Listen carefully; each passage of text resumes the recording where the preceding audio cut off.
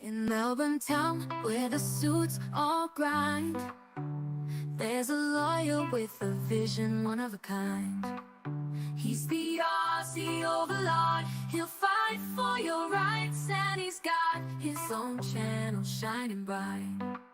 From the courtroom to the web, he's got it all, sharing legal knowledge, answering the call. Okay, let's just double check. Everything seems like it's green across the board. Alright, fingers crossed. Oh, I knew there was something I missed. With his Aussie charm and his legal know-how, he's a hero we need, showing The us capture is how. good. He fights for justice, no case too tough. The Aussie Overlaw'd, he's more than enough. Oh, let's have a drink.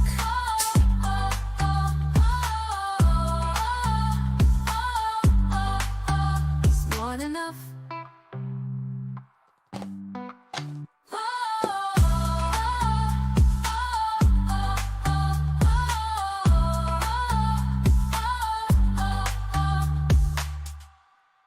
In Melbourne town, tabs where the down as suits well. all grind, there's a lawyer with a vision, one of a kind. He's the Aussie Overlaw'd. He'll fight for your rights, and he's got his own channel shining bright. From the courtroom to the web, he's got it all, sharing didn't mean to legal close that. knowledge, answering the call. He breaks it down in a Didn't mean to language close we that. all understand. The Aussie Overlaw'd taking a stand. With his Aussie charm and his legal know-how, he's a hero we need, showing us how. God damn, stunning reason why mother gave marijuana edibles to a 6-year-old daughter. Yeah, that's not good.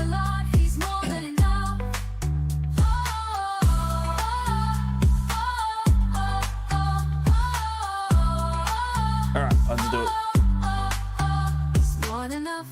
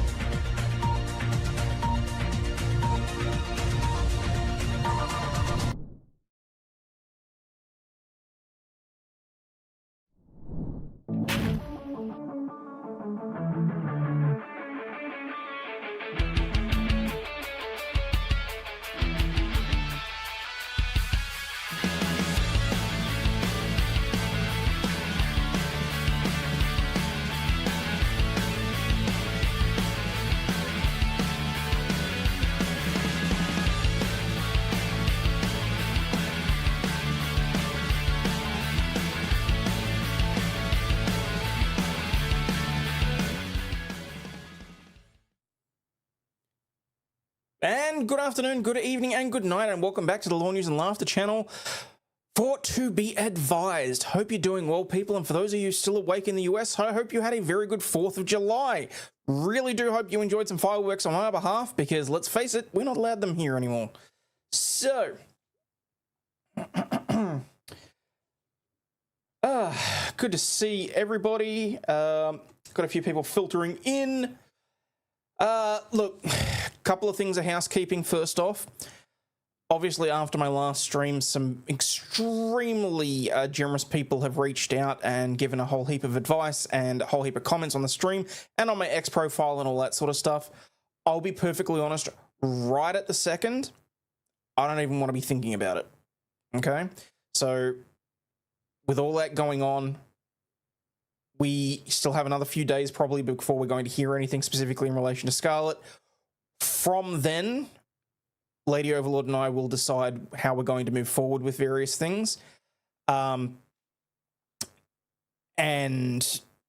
we'll work out exactly what's going to go from there, basically. So Time to open another bottle of wine. Well, I mean, look, you know what I'm like with my Coke, so. Fireworks that stands in a gas station in a parking lot in Alabama. Nice. It's been a good couple of decades since I've been in Darwin where they used to have fireworks night. I have no idea if they still have it or not. But, yes, I very much miss having fireworks that weren't related to New Year's Eve or other events that take place around here. But anyway, I digress. Point is, right at the second, if you're here for me to rant and rave about everything that's happened, sorry to disappoint, but we are specifically going out of our way not to think about it. We spent the day at the zoo, which was all in good fun. ACT can still have them. Oh, there you go. I suppose that makes sense. ACT and the Northern Territory are both under federal jurisdiction, which... yeah, okay. Of course, rules for thee and not for me, I suppose. So... secondly, in terms of coming back to streaming, obviously I took a few weeks off before all of this shit hit the fan anyway. Got a bit more of a content strategy in place. There's going to be more streams similar to this one, which is going back to the grassroots where we run through news articles, and I will then basically cut them down to videos. So the streams like this will be live for about 48 hours, and then I'll be unlisting them, so if you miss them, they're going to be gone. But, just went to smart on the States. Well, throw some rum in the Coke, just don't do it in the bathroom. Yeah, look, there's multiple things that I could add to it that, because I'm not a big rum guy, so. So yes, there will be more videos on the channel, and I'd very much appreciate it if you do watch them as they come out, even if you do watch these streams, because I am putting a fair amount of effort into splicing in additional content, legal stuff, funny jokes, and pretty much every one of them are going to be a, every one of those videos ends with a really bad dad joke, so there we are. Beyond that, I've got to start getting back into the shorts because I actually had a proper review of the channel to work out exactly what was going on with the analytics and all that sort of stuff. And apparently I managed to put myself into a streaming bubble wherein YouTube was not promoting anything. A, because that certain demographic that shall remain nameless were not watching my streams anyway. But B, because there was no what they class as evergreen content that was searchable and all that sort of stuff. Need to work on his hair color for the shorts. Well, I can't have rainbow hair color in every one of them, particularly given that everything that's happened in the last week or so. People might get the wrong idea. So, what kind of animals is there at the zoo? Well, it was an open range zoo, so you've actually got a full setup of... We've got an Australian trail, which basically you walk through and you can see all the different Australian animals, kangaroos, koalas, emus, wallabies, all that sort of stuff. And then they've got sort of like your African plains open area. The Wereby Zoo is literally an open plains zoo, so unlike the Melbourne Zoo where everyone's in their own little pens and that sort of thing, I mean, the elephants there have 21 hectares of room now. Like they've just finished building a completely brand new elephant enclosure that is just sprawling. Like I hadn't seen it yet, but it's a huge amount of open space. Hang on, let me just quickly do the conversion on that.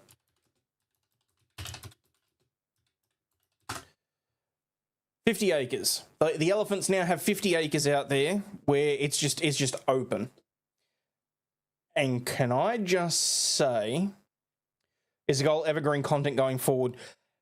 The goal is that for videos that people will go back and rewatch is to be evergreen. My streams I don't care about so much because, I mean, obviously people weren't going back and watching them much. I mean, aside from those of you that are very dedicated and that watch on the replay, which I thank you, each and every one of you, it's not something that was drawing in a new crowd.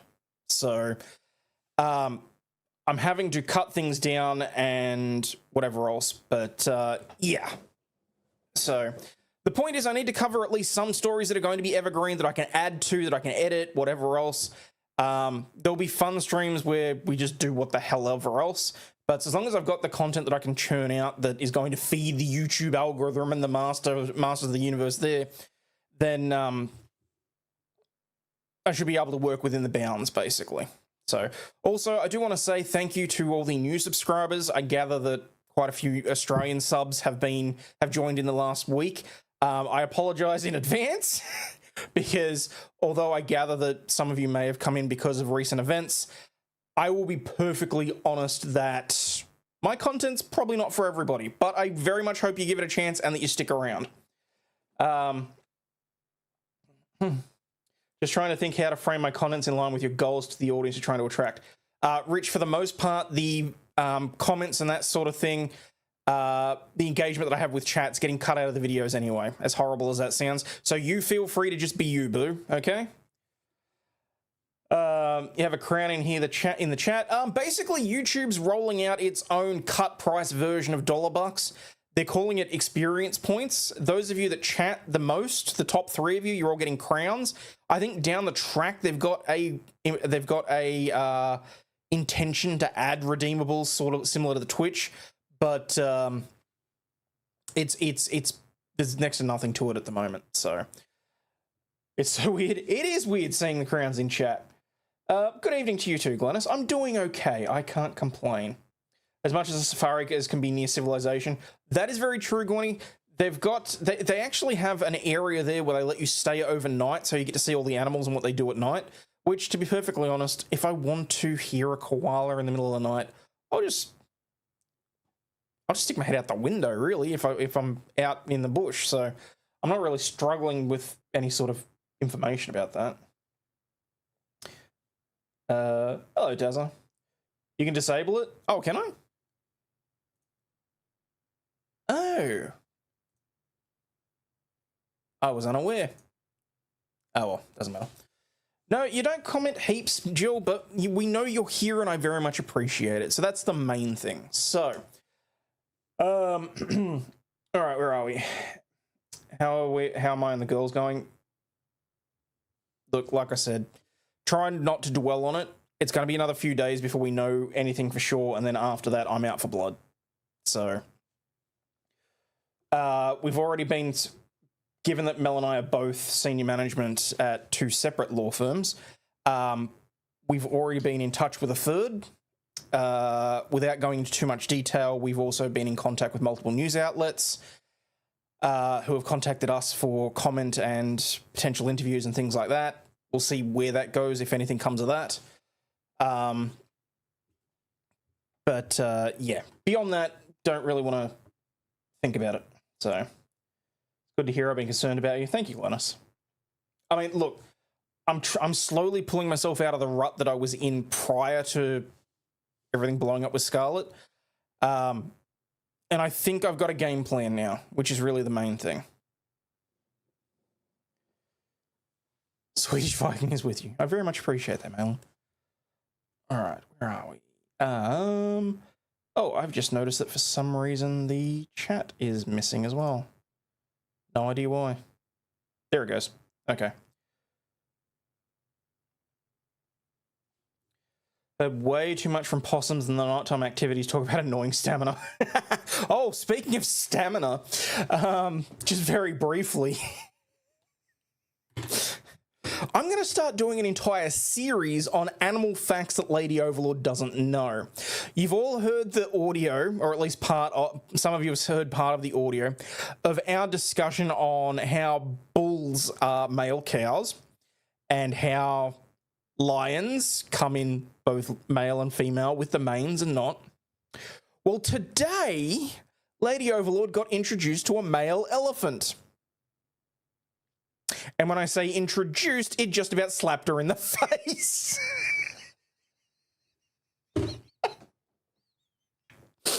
Because as you're walking through the different paddocks, because they've got them all separated out, so you can there's different elephants, obviously in different areas and that sort of thing. And she looked at me, she turned to me and she said, "Why is that one elephant separate? Why is it over there in that pen?" And I said, "Look, I've got one of two guesses. Given that pen over there is very clearly full of females and kids, there's a good chance the one over there is the bull, the male." And she said, "Wait, so you're telling me that they separate the men from the female?" I said, Well, yeah, because obviously when the baby elephants are young, they want to be careful with them. Either that, or maybe just maybe that one's sick, so they had to separate it. And I was proven right, because it was actually a lone elephant that had been placed in a third paddock. That my understanding was that one was there because it was getting older and it was a little bit unwell, so that made sense. But as we're walking past the paddock with the baby elephants and the females, and we walk towards this other lone one that I said was probably a male, Mel just started cackling because this thing had 5 legs. I just went, yep, called that. Hang on, I'll see if I've got the photo.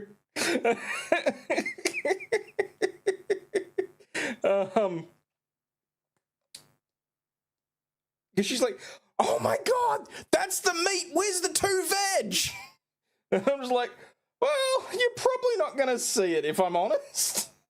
Oh, okay. So the photo I took of the bull doesn't really show anything. Thank God for that. But I started cackling with laughter, and she's like, "Oh, I bet you feel a little bit inadequate." And I said to her, "Sweetheart, a porn star would feel inadequate next to that. Have you?" It was like, you know, it was like if a guy had one the size of their arm swinging between their legs. And I'll be honest, it took me by surprise because it's the first time I'd seen that either. But oh my God, that was funny. Honestly. Why does that elephant got 2 trunks? It's pretty much what it was like. And so we sort of just, like, we weren't drawing attention to it, but Lady Overlaw'd and I were joking between ourselves as we're walking and we're taking photos and that sort of thing. Because obviously, I mean, the whole point of today was to forget about shit and spend time with Scarlett and family fun and all that sort of stuff. So we were trying not to draw attention to it, but keep in mind someone has to clean it from time to time. But oh, dear God, that poor person.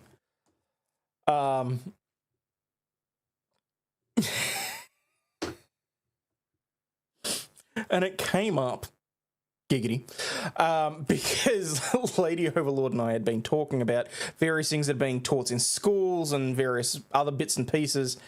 And unfortunately, with things in the news in the last couple of days, the term bestiality has been brought up a couple of times in different avenues and different sectors. And she's like, good God, could you imagine what how much of a field day those freaks would have? And I'm just like, yeah.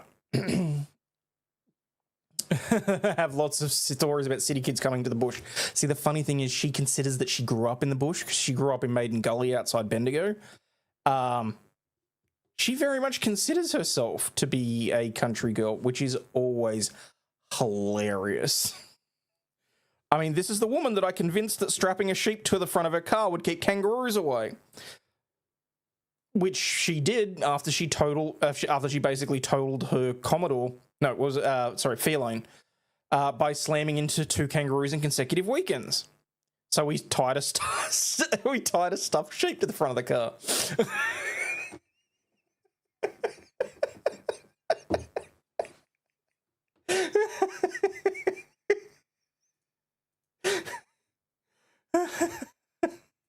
I regret nothing.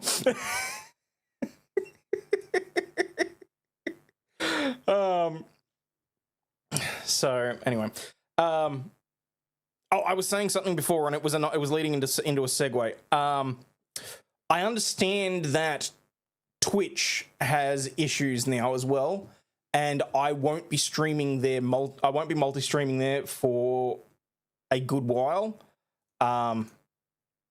because as it turns out, this now having chat from multiple channels and all that sort of stuff on Twitch is enough to get you like channel banned. So until they decide to change that, I won't be streaming there. Okay, I may upload some of the videos on demand or whatever else, but I have I've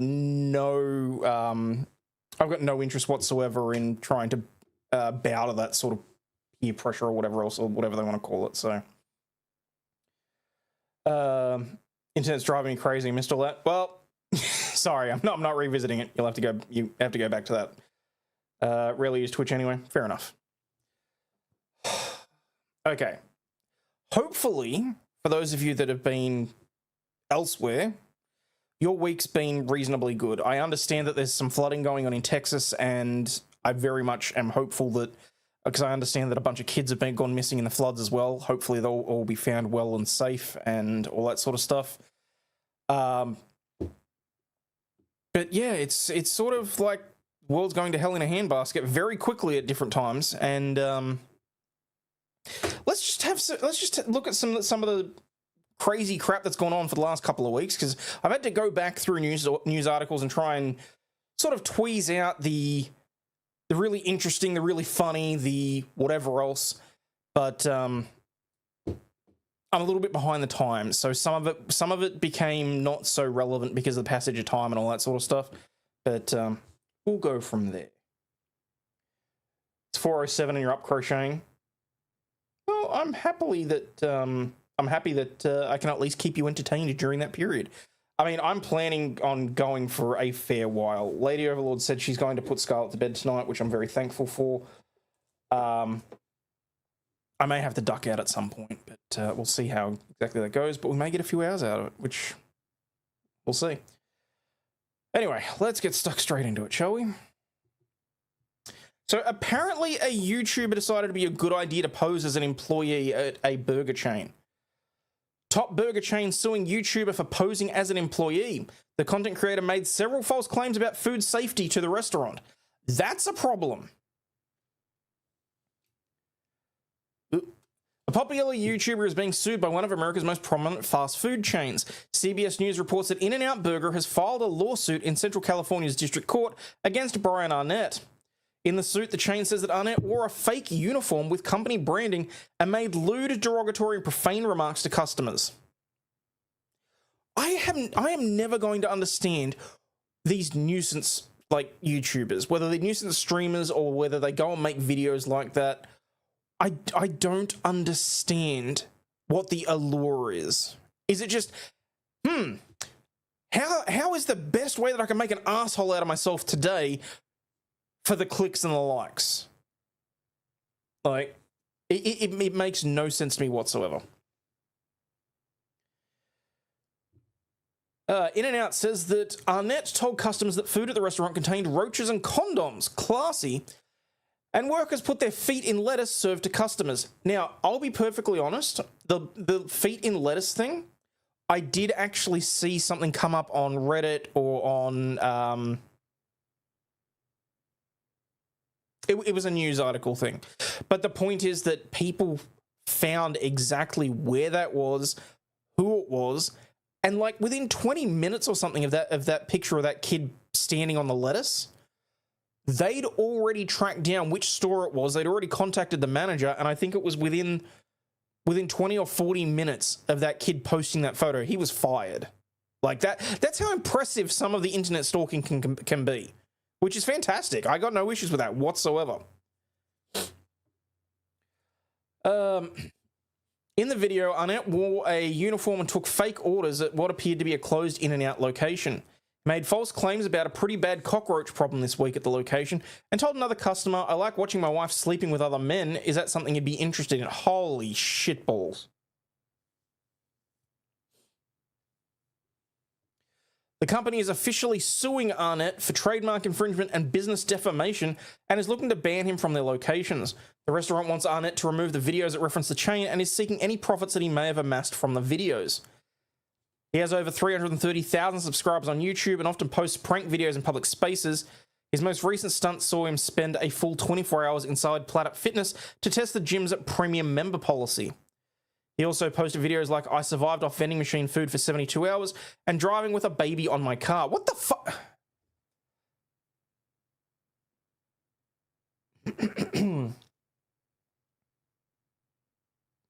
Oh, I think I've seen that one where it's not actually a baby. It's the thing that comes out of your pram, and they glued it to the top of the car, and it didn't actually have a kid in it or anything. It was just to like shock people. Arnett's made the InNOut video private on his account, but this isn't the first time he's filmed content at one of their locations. He was previously kicked out of a location for attempting to pay for others' orders with massive amounts of pennies and placed a fake Employee of the Month plaque on a wall of another location. I'm not going to sit here and act surprised, he said in another video, seemingly responding to the lawsuit that has also been made private on his account. Dude's running scared, and I would be too. That's just stupid.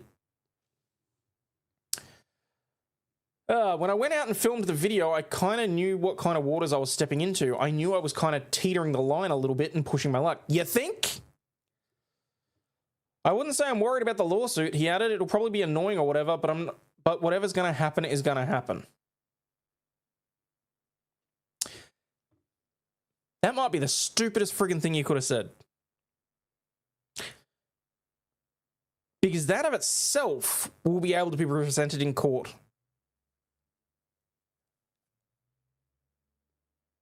Because that shows a lack of remorse and lack of contrition for the acts that he's committed against the company. So, good luck, dude. You're gonna need it. I hope that of the 330,000 subscribers that you have, that you'll be able to crowdsource for your defense fund. I think it's more likely that people are going to be laughing at you than anything else. But, again, good luck. We'll see how things turn out after InNOut's lawsuit over its brand trademarks and how they respond to his video. Where is CBS? Did they link? I don't think they linked it. That's why I didn't open it. No. I mean, I'd be pretty pissed off if someone was using their platform to berate customers with lewd, derogatory, and profane remarks. Like, seriously. Just what a freaking moron. Oh. This nonsense has been going on since the Vine days. I know, and I don't understand why. Like, you can say that it's aimed at kids and that sort of thing, and look, it might well be. It might be aimed at teenagers, which is a whole nother thing now that the the under 16 social media ban's going through here in Australia. That's a whole nother kettle of fish. I plan on dedicating an entire stream to Julian Grant and the stuff that she's forcing down our throats, and the massive loss she took against Billboard Chris this week. That court case that he had against her with X and the whole censorship thing, that was one big massive L for her. But I've still got to actually physically sit down and read through everything before I make any comment on that. So, but I mean, I can't understand the allure of this. I don't understand the nuisance streamers. I just don't. Yeah, like Bill Kermit says, I don't get the nuisance streamers at all. It just, what's the point? Anyway, moving on. Woman 26 sues drunken bosses who threw her into a pool at a company retreat in Mauritius and left her with nerve damage. Holy shit, that's a bad head dive. Looks like 300,000 subscribers to get a free short and front.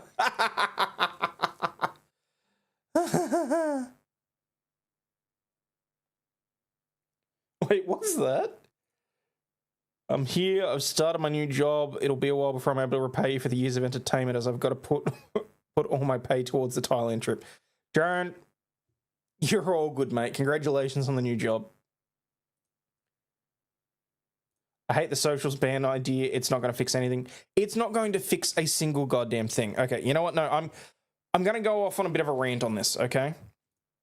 For those of you that are unaware, the Labor government here in Australia passed last year, I went off on it a few times, a social media ban for under 16-year-olds.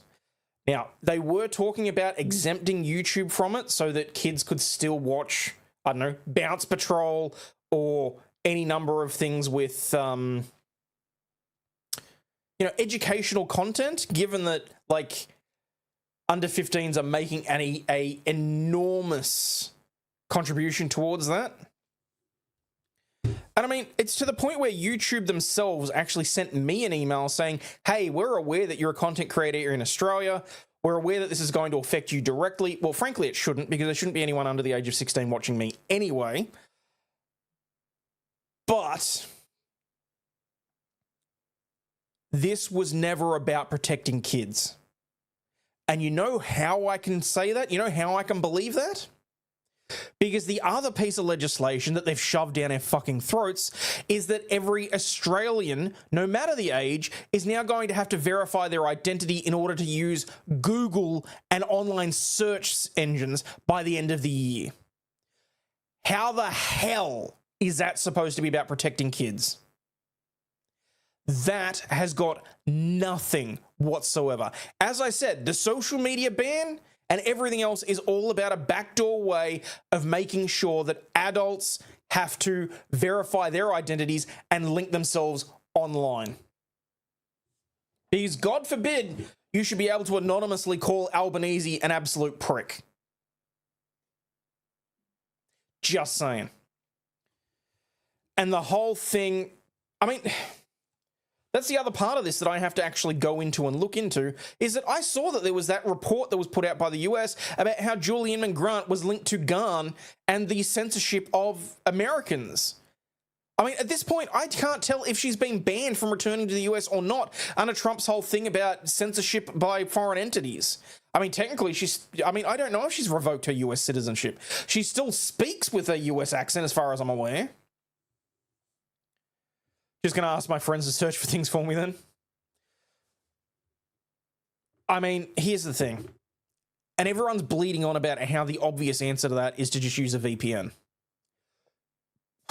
Given that all this started with a very slippery slope of saying kids shouldn't be able to access various things on social media, and now all of a sudden we have already jumped to you should have to be able to be identified by whatever you search online. I have no qualms believing that there's going to be a crackdown on VPNs and any other service that is able to avoid such censorship.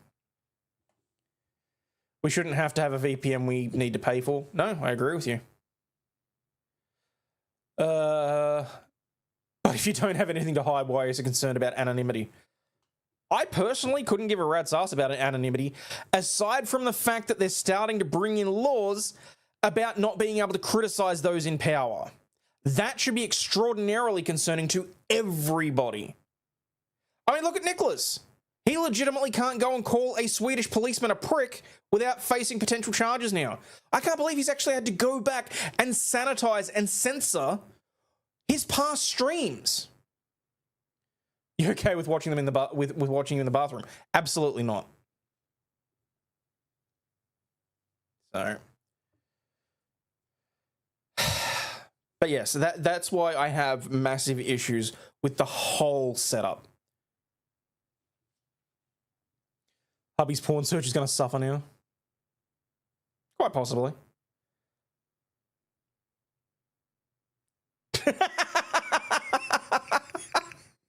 I can't bring that one up, but that's funny.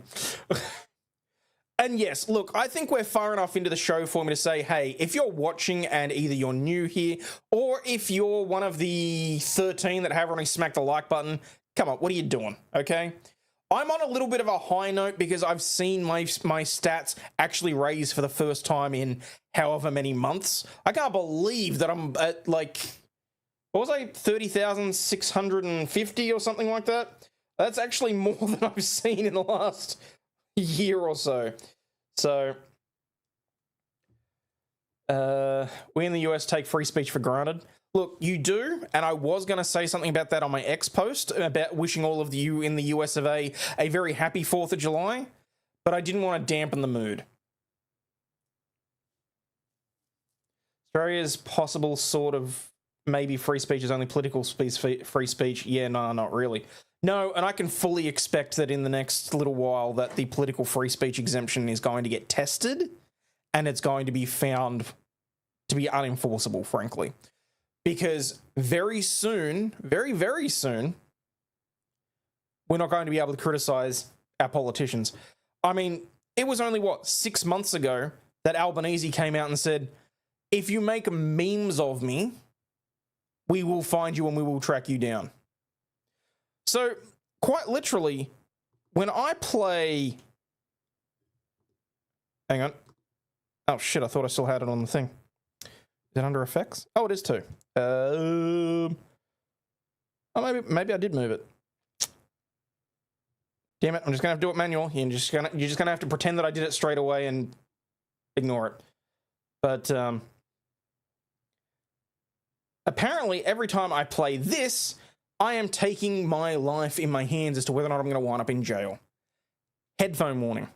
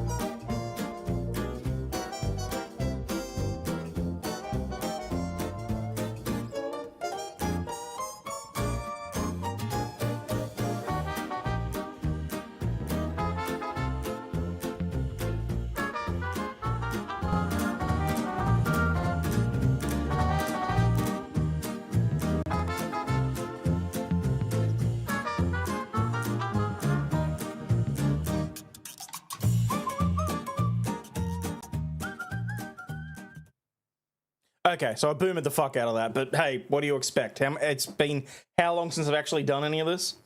So, and you know what? Let me just make sure that I turn that off, because otherwise it'll play every time I go to a different page, which would be very frustrating. Oh, hang on, has it turned itself off?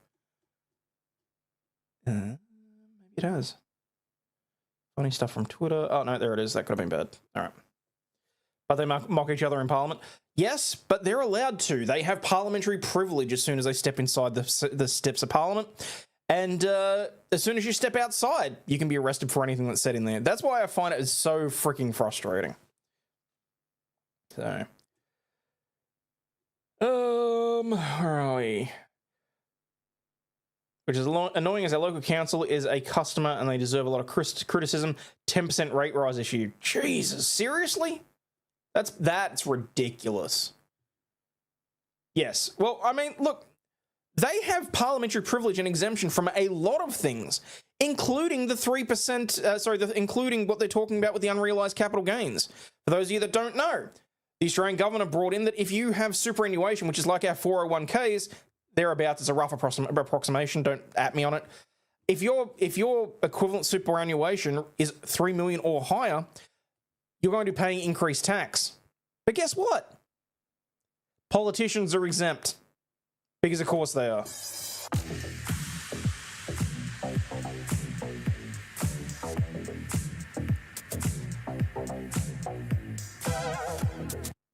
There we go. Hello, Daily Quick Bites.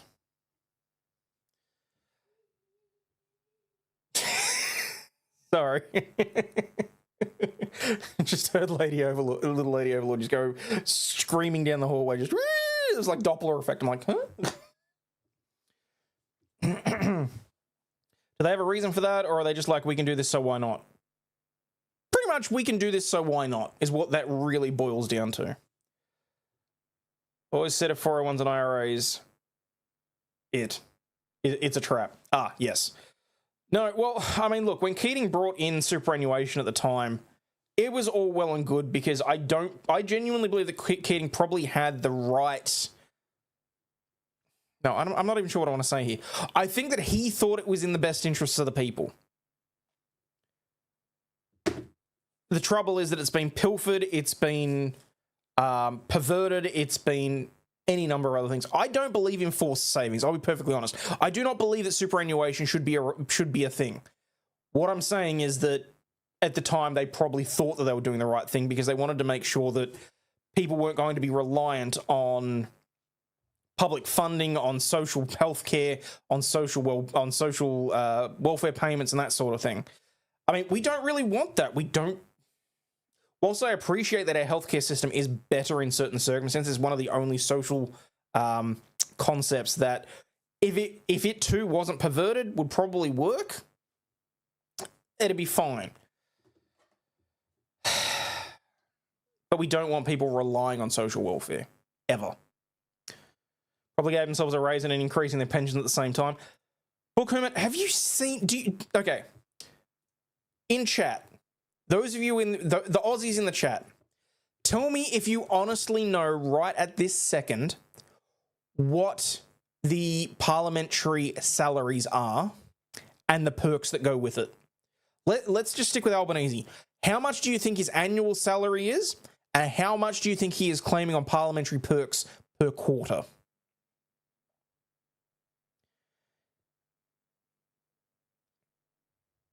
He was trying to combat boomers all on the age pension at the same time.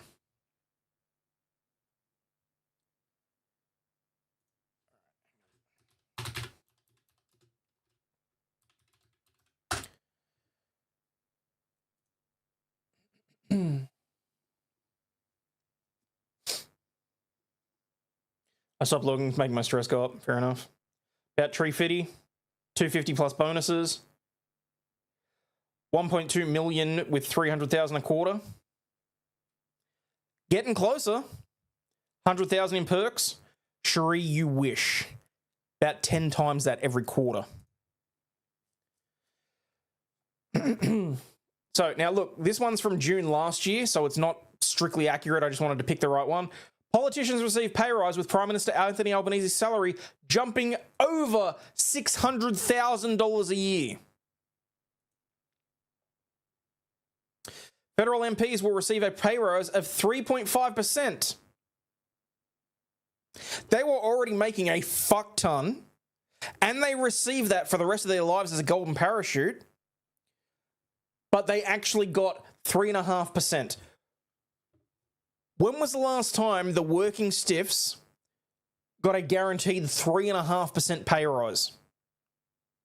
I sure as fuck didn't. The base rate for politicians' pay was up to $233,650. That's a backbencher that does very little work whatsoever. Was getting $233,000 plus superannuation. And the pension's got something like $3.50.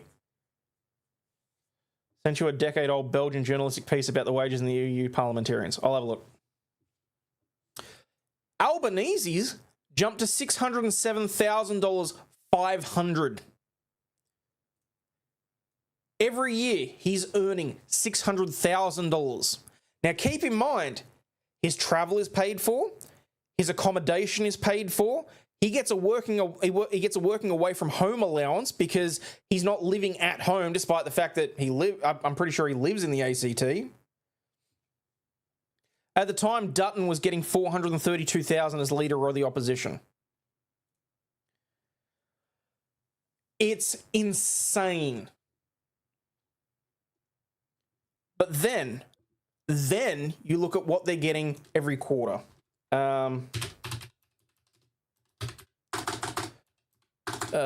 What was the last quarter's expenses?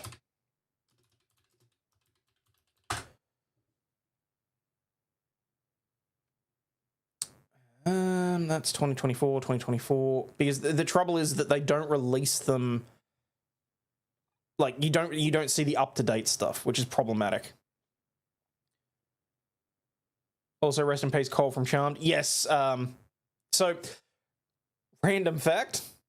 I've had the same hairstyle since I was 13. Because I walked into a hair salon and one of the hairdressers, I said to her, "Can I just get a haircut?" She said, "What do you want to look like?" And I said, "I don't know." She said, "Well, here's a magazine. Pick someone and I'll do your hair like them." I have had the same hairstyle since I was 13 because I found a picture of Julian McMahon while he was on Charmed. So I was very sad to hear of his passing. Hayden for PM. I don't know that I've got the time.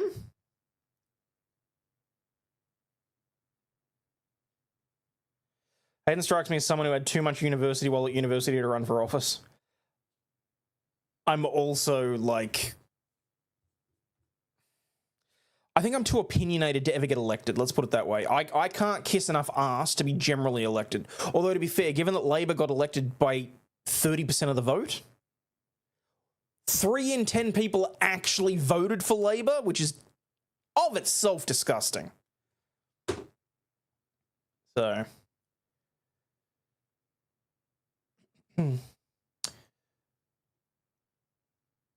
Now I wish you'd pick someone with frosted tips.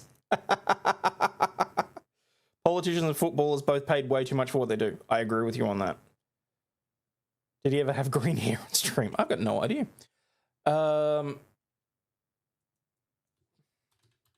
Parliamentary. Hey, Stingy. Expenditure 2024. No, those are the budget estimates.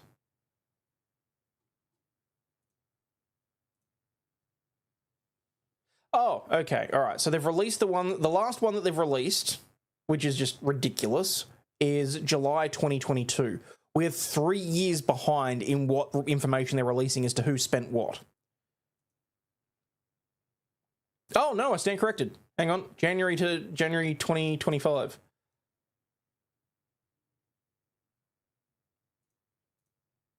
Parliamentarian Party, Australian Labor. The Honourable Anthony Albanese.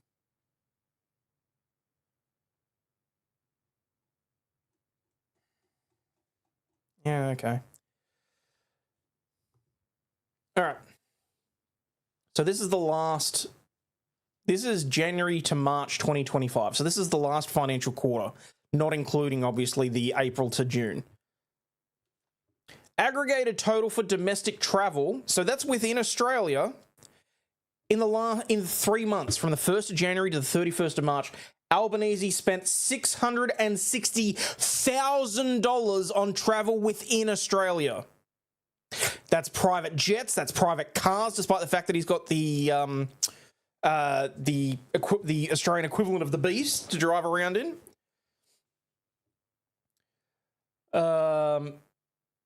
Employees international travel, a whole $406. I got no idea what the hell that's for. Family travel, family travel, family travel, family travel, family travel, family travel, family travel, family travel.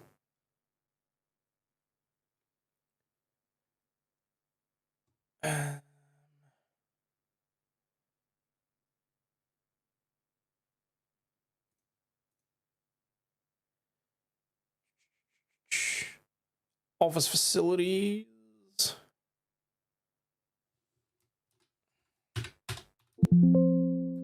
Apparently, Albo's not on this. Excuse me.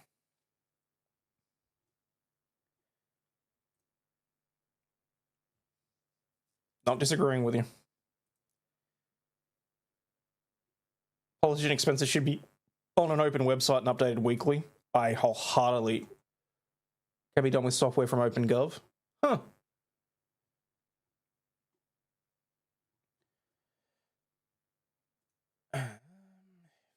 Just do...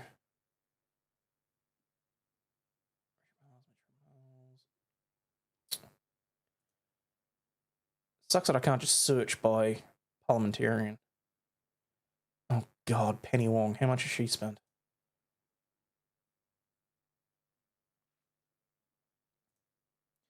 But this is what I'm saying. So oh, there we go. Albanese. Expenditure report. Total expenditure for Anthony Albanese for January to March 2025.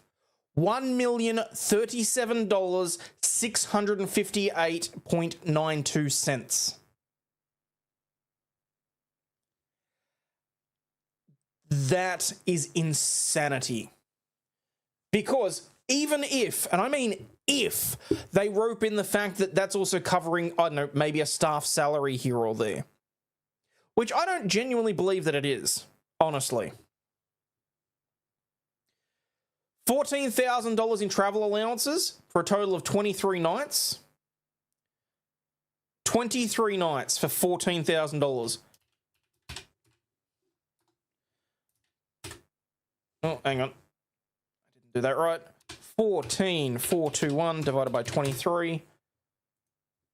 14,421 divided by 23. Why is that not doing that right? 421. 421 divided by 23. An average of $627 a night.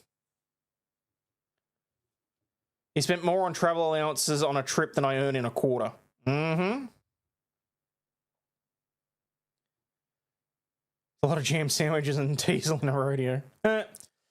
International travel. $193,000 on international travel.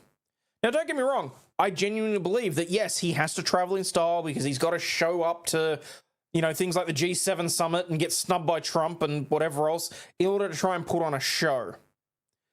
Do I think he needs to spend $200,000 in 3 months? No. No, I do not. And then they tell us to stop having Avo on toast. Yep.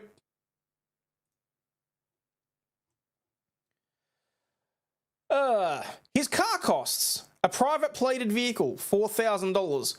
A Commonwealth-provided car, $54,000. Office facilities. Somehow he's only spent $36,000 on his office facilities, which covers rent, power, other utilities, all that sort of stuff. And look, a total repayment of $48.15.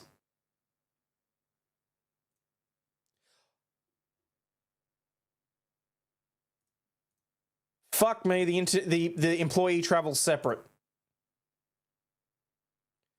Travel undertaken by 65 employees, $600,000 on employee travel as well.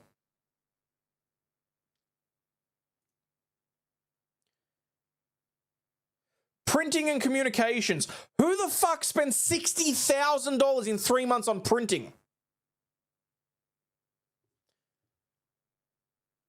Oh, and yeah, and then we pay for his mobile phone bill as well.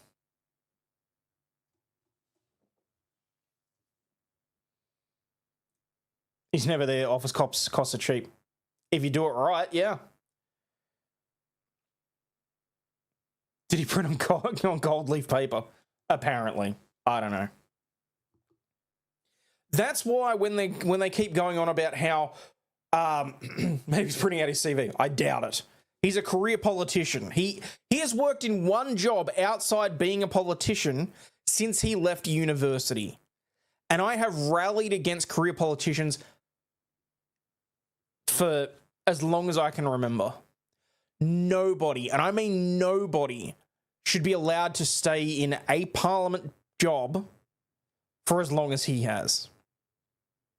Because not only has he not worked in an actual business with boots on the ground to, contribute to society and understand the plight of the everyday, whether they be blue collar or white collar, because I'm sorry, he's a step above that. I don't think the man's ever worked an honest day in his life, in my own personal opinion. But no, he's getting paid $600,000 a year, in addition to roughly $1 million worth of expenditures every quarter.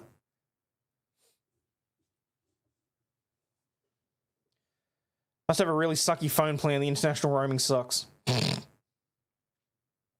So. But look, I went off a completely random tangent and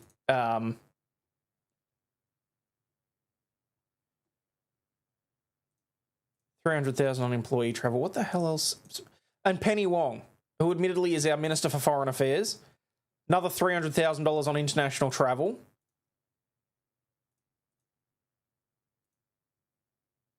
And just, I mean, at least her phone bill's only $868 for the quarter. So I just, what happened to the doggo cam? It's kind of dead at the second. And to be honest, I stopped sort of grifting, so, which I probably need to fix. So, I mean, look, there's 62 of yous. Oh, and look, we've got 53 likes. Cheers to all of yous.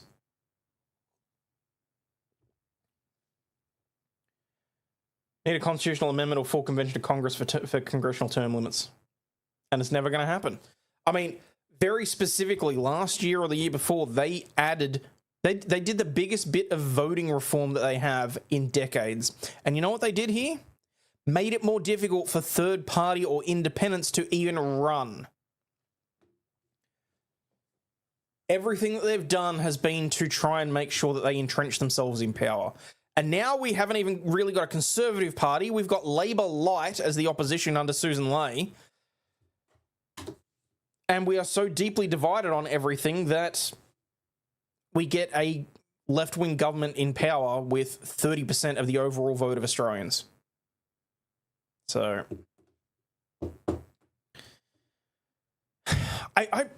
given that we've got a new, given that I've got potentially new subscribers that have come in over the last week or so, I was going to try and avoid talking about politics too much. But I mean, hey, I did say that it might not be for everybody. So, congrats to getting your own uni party down under. Oh, we've had a uni party for ages, unfortunately. So, got to protect the gravy train, always. Anyway, let's get back to another one of these news stories. If I can work out which page I'm supposed to be on.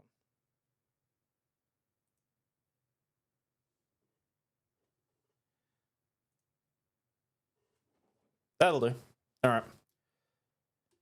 Woman 26 sues drunken bosses who threw her into a pool at a company retreat in Mauritius and left her with nerve damage. An events manager is suing her former Herbal Life bosses. Oh my god, it's Herbal Life.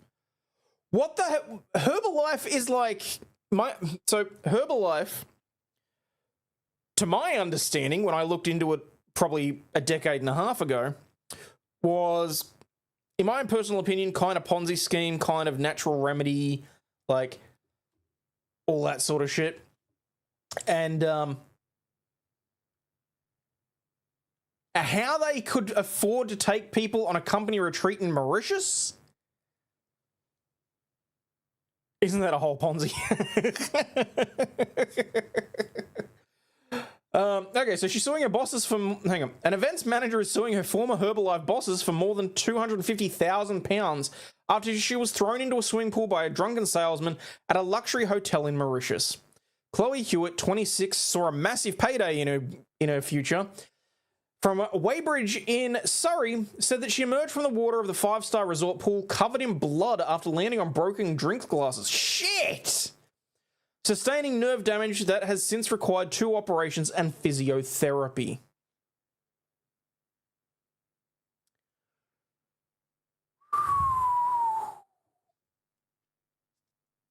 Like this herbal boner pills. Kinda. Serious business just read last week of a bride who was rendered quadriplegic by one of her bridesmaids like that. No, I get that. I'm surprised that Herbalife could afford to do this. She'd been thrown in the pool in jest by intoxicated distributors who had been enjoying a free bar at the Paradise Island event organised by the health drinks brand to reward its high-selling salesmen. Miss Hewitt is now suing the company's European arm, Uxbridge-based Europe Ltd, claiming more than £250,000 in damages on the basis that it had not done enough to ensure the boozy event was safe. But Herbalife is denying liability, arguing that the accident occurred during an after-party which took place when the company's event had ended and when Miss Hewitt was no longer on the clock. She may actually have a bit of trouble here. That's interesting. 2 operations of physiotherapy. Sounds like she needs to use Herbalife super multivitamins. Required to have insurance for this kind of thing in the US, as far as I know. Oh, there you go. When the basic kit for Herbalife costs nearly $9,000, they can afford it. Holy crap! Wow, Herbalife really took off, didn't it? They must have actually really like rebranded or whatever else. Because here, when I was looking at Herbalife, it was, it was quite shoddy, in my personal opinion. Don't know if it matters if it was an after party. Yeah, that's what I'm thinking. If it was after the clock, if it was after the event and she was off the clock and she made the choice to go to another event, then I'd be very curious to see whether or not this would actually, whether or not this would gain any traction.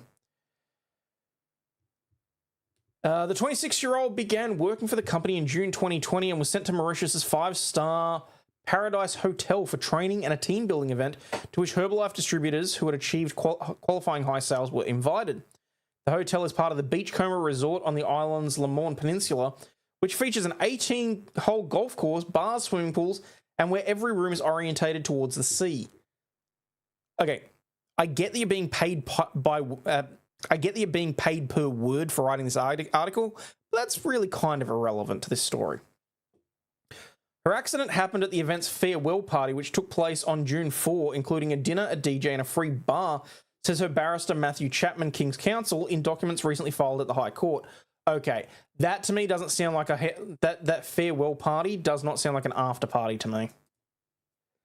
If the company paid for the dinner, the DJ, and the free bar, I think they're screwed. Sure, a human wrote it, not ChatGPT. Look, that's a fair point. I will give you that.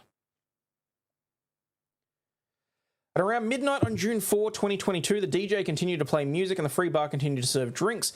The dance floor was located next to the resort swimming pool. Drinks were provided in glasses rather than plastic containers, and there were broken glass on and around the dance floor.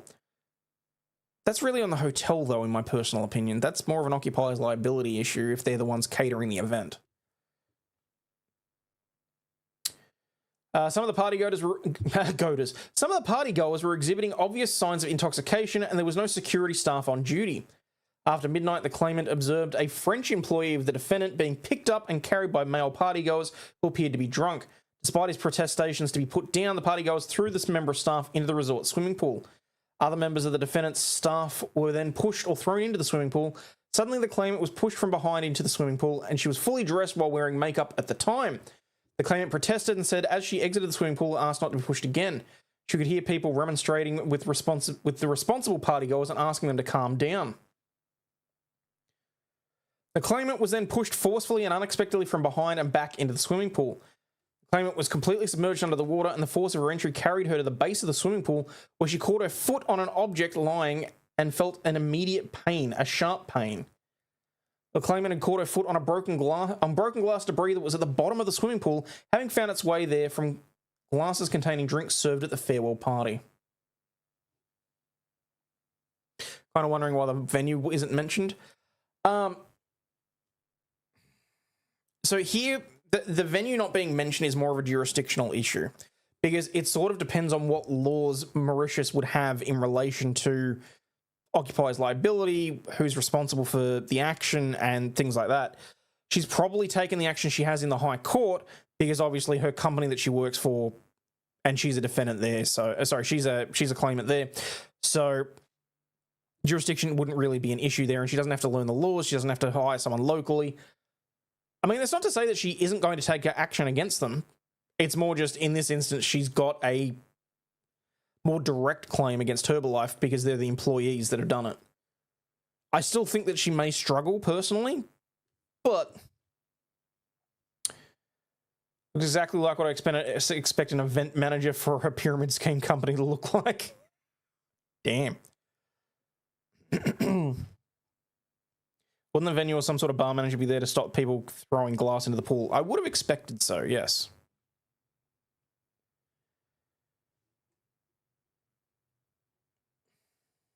Miss Hewitt was treated at the local hospital and again back in England to repair a nerve in her foot, but Mr. Chapman says she had been left with significant pain and stiffness, loss of sensation and loss of movement in her right foot, which is likely to be permanent.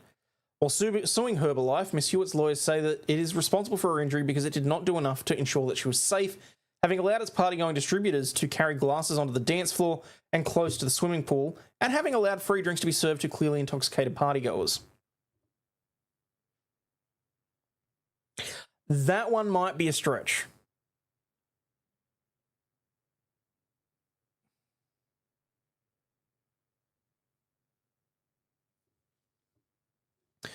The claimant will say that the accidents of this kind do not usually occur without negligence in the conduct of the relevant operation, says her barrister. Accordingly, the claimant will say that the facts of the accident speak for themselves. In his written defence to the action, Herbal Life denies responsibility for anything that its distributors did, pointing out that Herbal Life members are people who run independent businesses selling its products. Here we go. Denying liability, saying that they're independent contractors as opposed to employees. Are people who run independent businesses selling its products, while its employee, Miss Hewitt, was off the clock by the time of the accident anyway. Okay, so she's an actual employee, and the distributors are independent contractors, so they're not responsible for their actions. The free bar element of the party had only lasted for an hour, says the barrister, Rory Holmes, while the entire Herbalife event was finished at midnight, after which Miss Hewitt was no longer working. At midnight, there was an announcement on stage for the purpose of the distributors that the event had finished and that the Paradise Bar was staying open where drinks could be purchased from the hotel at the expense of the distributors. Once the farewell party ended, the claimant's time was her own. She was no longer on duty.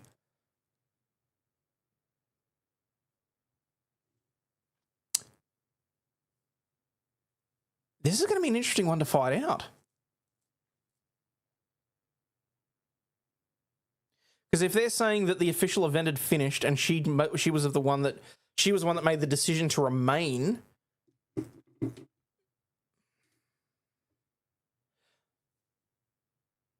apparently the civil law system would be similar to your own, so how would you call it? I'll be honest, I don't work a lot in employment law. I have done some vicarious liability stuff.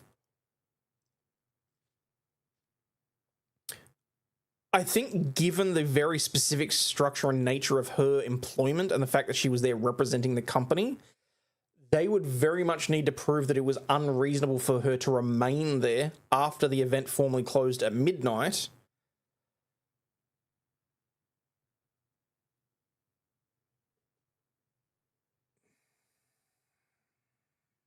I think she's going to struggle.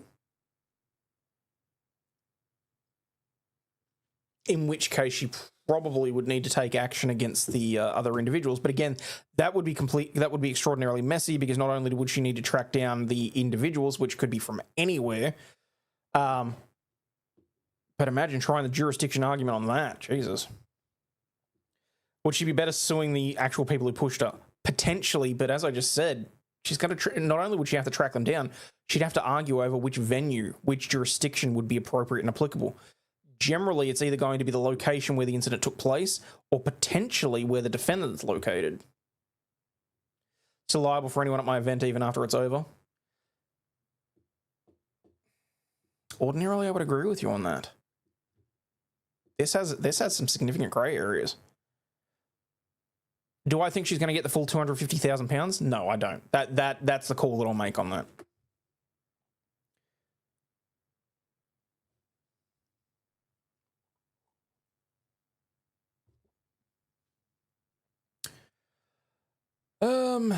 Alright. The claimant was naturally free to spend her personal time however she wanted. She could have gone to bed, she could have gone for a walk on the hotel grounds, she could have chosen to be on her own, she could have chosen to socialise with whomever she wished. Instead, she chose to congregate with the distributors by the pool, with the event DJ agreeing to move his equipment and begin a new set there. Fuck. Okay, that's different. There's a break there. If the farewell dinner and all that sort of shit was in a very specific place within that hotel, and they then basically remove themselves from that actual situation, ordinarily, if the party itself had taken place by the pool and all that jazz, and that's where everything had actually, if it was all in the one place, I would fully agree with exactly what Richard said, that even after she clocked off, that's still their responsibility. This is, they've gone out of their way to extricate themselves from the company-sponsored event, and then taken it outside towards the pool and then gotten drunk and rowdy external to that. Now I think she's screwed. At some point shortly before the claimant's accident, some of the French distributors decided to throw or push other members of the group, including some of the defendant's staff members, into the pool. Excuse me. This was intended as a jest. However, one of the defendant's members of staff asked the relevant distributors to calm down. The claimant was sitting at high tables at the side of the bar with other members of staff. She was pushed/thrown into the pool on at least one occasion. As the claimant exited the pool, having been thrown in, it was noted she had a laceration on her foot.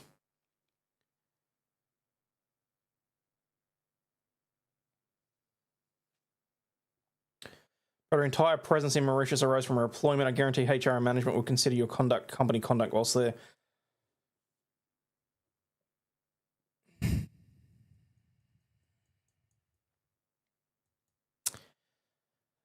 And that's where, so, quick bites, this is why employment law varies from jurisdiction to jurisdiction. Very specifically here, if it was something that she had done that would be outside of her employment, so because she's gone to a, how do I put this? It is my personal opinion, and this is in no way legal advice in case this chick ever watches this, which I highly doubt she will, that engaging the way that she did external to the event would be outside of the scope of her employment, even though she was there because of a work event. We already have case law saying that even if you travel for work, if you go outside of your responsibilities, outside of your obligations, and you're injured, the employer is not vicariously liable for that. So, I mean, I don't know if it's the same in the UK. I would expect it to be reasonably similar.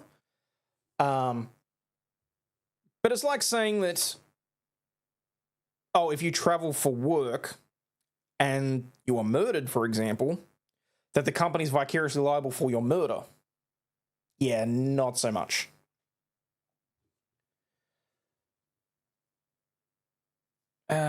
What about when driving back from a work event? As I'm sure in Melbourne, work still covers you on this. It's actually a damn good question. I think that if you... No, traveling specifically from a work... from a place of work to your home...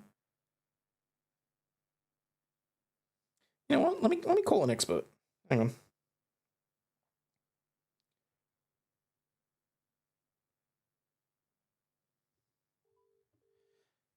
Someone has slipped on glass and almost drove it through the top of their foot to feel the pain, but...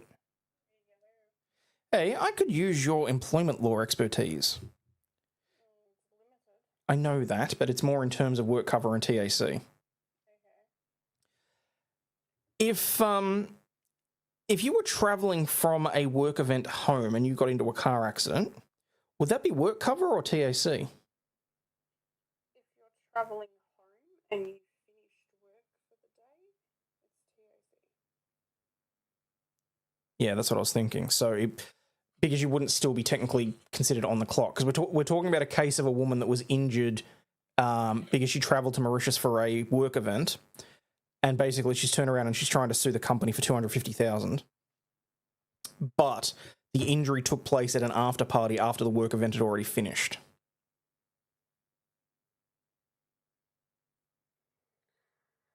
Yeah, it's tricky. But yes, technically, if work itself has ceased and you're involved in a transport accident, then it's a TAC issue. The only way that she could try and argue that is that if she was going anywhere else and the work party itself was still continuing, and the work party was actually being, what am I trying to say? It's very late in the evening. Like it had been, like it was an actual work event. It was. Well, basically, what happened is they were at a hotel. They had a work event, like an end of whatever party, and basically they said at midnight, "This is the end of the event. Everyone can go home. Do whatever you have to." And from there, this chick and the DJ and a few other people, they've moved from the designated area where they were having the work event, and they moved basically out to the pool. And they threw her into the pool and there was some broken glass in the pool.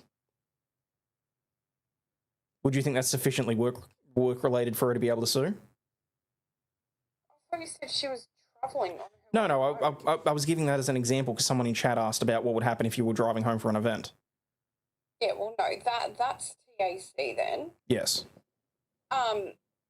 If she was still on the premises where a work event was taking place, even if it wasn't after party, if it's technically still a work event, if it can be argued that it's a work event, then yes, that's a work issue.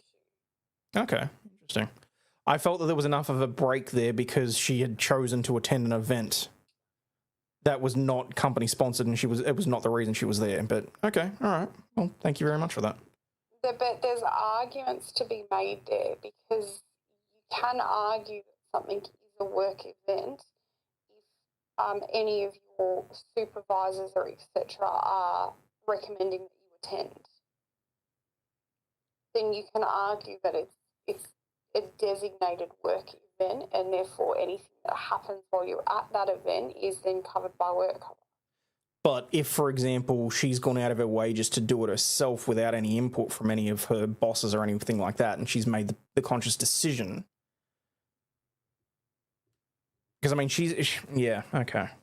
It depends whether or not she's still on the premises where the... It's the same premises. It's literally they went from the function room out to the pool. Yeah, so I would argue, if I had a case like that, I would argue that that is actually still covered. Okay. Interesting. Because it's on the premises where a work event was taking place. And see, chat, this is why even between couples you can have a disagreement of opinion. What do you know about work cover? I don't know a single thing about work cover. I know about vicarious liability and tort law. That's why I called you. I was curious about your opinion on it. Yeah, but bearing in mind, this is obviously American and... It's UK, so... Oh, well, God knows what kind of work cover laws they have. Exactly. So, anyway, thank you very much for your expertise. I very much appreciate it. No worries, anytime.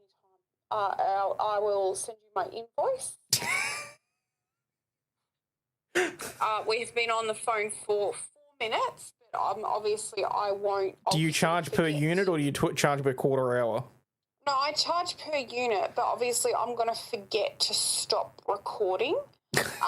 So expect an invoice for basically about 3 units. 3 units? Yeah, because I'm just I... going to...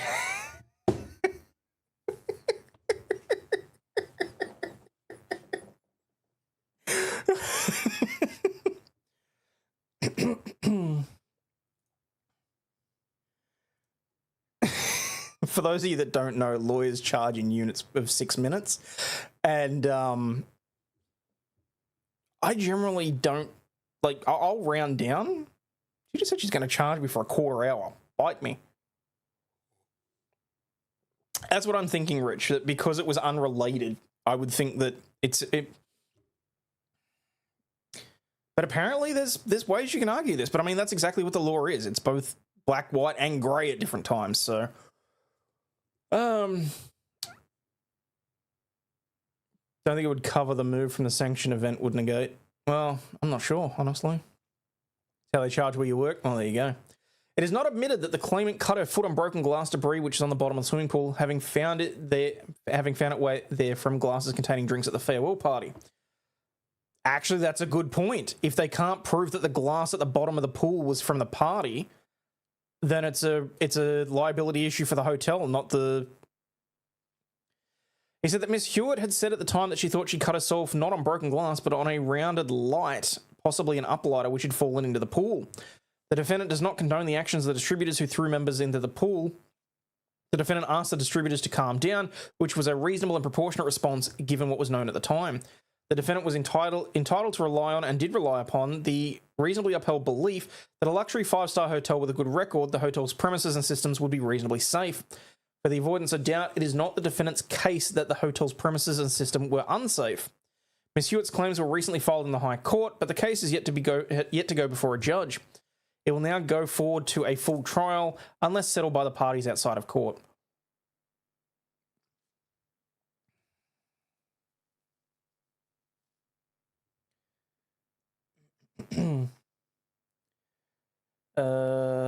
Mauritius is a blend of French civil and British common law, but leans more towards British. Oh, that'll be interesting, man. Note to self, stop throwing ladies in pools. Exactly. 3 units. Hayden has to forfeit the meat and 2 veg again. Oh. Herbal Life is a worldwide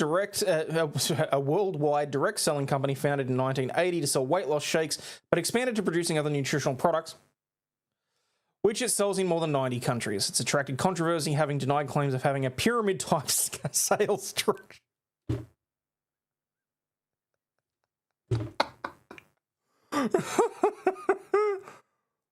Oh, look, they actually have... they've got comments enabled on this one.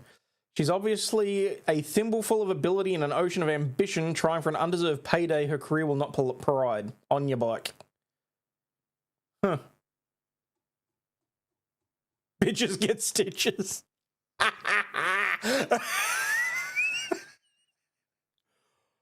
Okay. Though not to bring glass near the pool at the age of 7, it's common sense. Exactly. And this, ladies and gentlemen, is why the 26-year-old is unlikely to obtain the full £250,000 payout that she's seeking for some cut glass in her foot. And yes, I did that so that I could cut that down to a short later. Got thrown in once, but I have good ukemi skills and lifeguard training, so I was able to stop my descent within about a foot. Still dangerous and stupid thing to do. Abso-friggin-lutely. Alright. Law graduate barred from suing employers for rejecting his job applications. Now look, I get that it is cutthroat being a freshly minted lawyer. Trying to sue someone for not accepting your job application, though, that's not going to win you any friends. 43rd time's the charm. A law graduate has been banned from complaining to the Employment Tribunal about job applications after he sued employers 42 times for not hiring him. And all I'm saying is that you're going to make this a short, edit the call with the Who Wants to Be Millionaire, Ask a Friend helpline. Oh, that'll be awesome. Anyway, hang on, let me restart this. A law graduate has been banned from complaining to the Employment Tribunal about job applications after he sued employers 42 times for not hiring him. And he hasn't been successful once, thereby not impressing anybody enough to want to hire him. Zakir Khan brought claims against Mills and Reeve, Bevan Britton, Whiteman's, Shoesmiths, 4 against Irwin Mitchell, and more against various government departments and 12 against the SRA. His arc of failure was similar in each case. After applying for a job stating that he had a law degree and an LLM, master's degree in commercial law, he sued under the Equality Act 2010 once he was rejected. Khan would claim that the prospective employer had failed to make reasonable adjustments to its recruitment processes to accommodate his disabilities.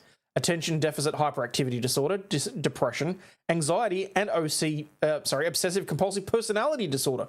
When do they add the P to OCD? That's new for me. Excuse me. Sometimes the graduate didn't get as far as applying and would sue on the basis that the application process was too discriminatory for him even to begin it. Dude, seriously?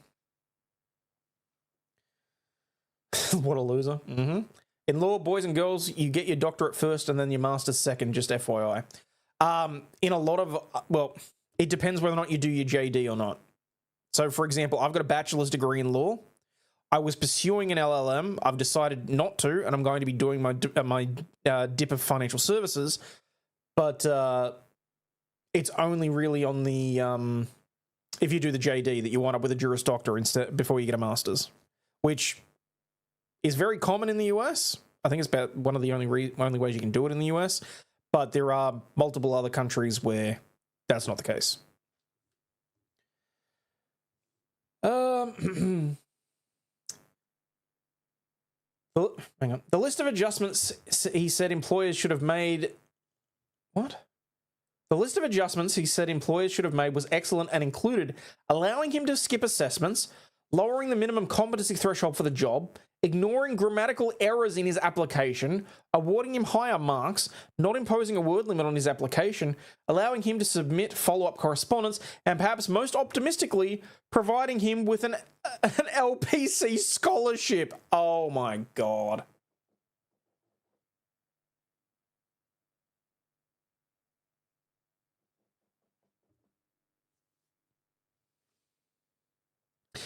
His success rate at the employment tribunal was poor. No shit, Sherlock. With no evidence that any of the 42 claims succeeded. Many were struck out for being totally without merit. Finally gives new meaning to the whole vexatious litigant. The pinnacle of his litigation success saw two firms give him a nuisance value payment of £700 and £1,000 to settle. The SRA and 5 government departments came together and applied for a civil restraint order to staunch his flow of litigation.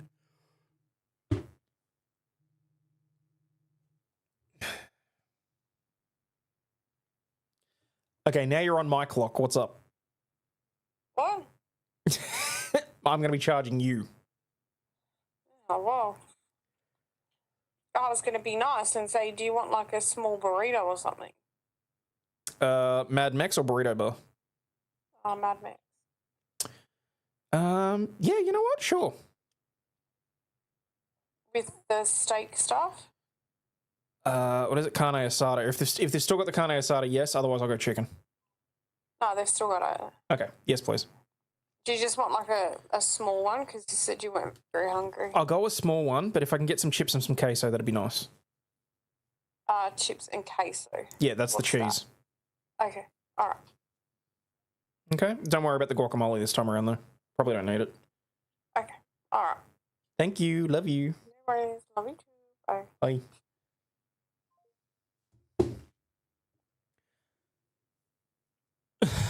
No, it's Mad Max, as in MEX. She's going to charge extra now? Oh, well. Too bad he can't his way into a job.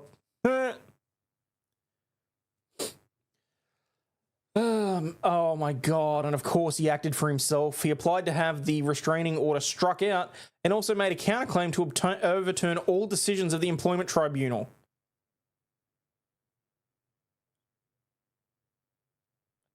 You applied to have 42 cases overturned in one hit and you decided to represent yourself.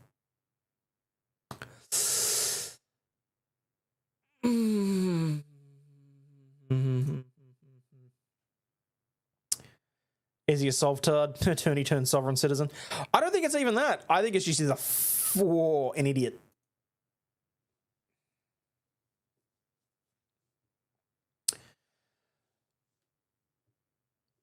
His retaliatory lawsuit complained that one of the employment judges would clasp his head at times and made expressions which were nerve-inducing. Dude rocks up to the employment tribunal, makes his argument, and the judge is sitting there going, fuck me, I'm not paid enough for this shit.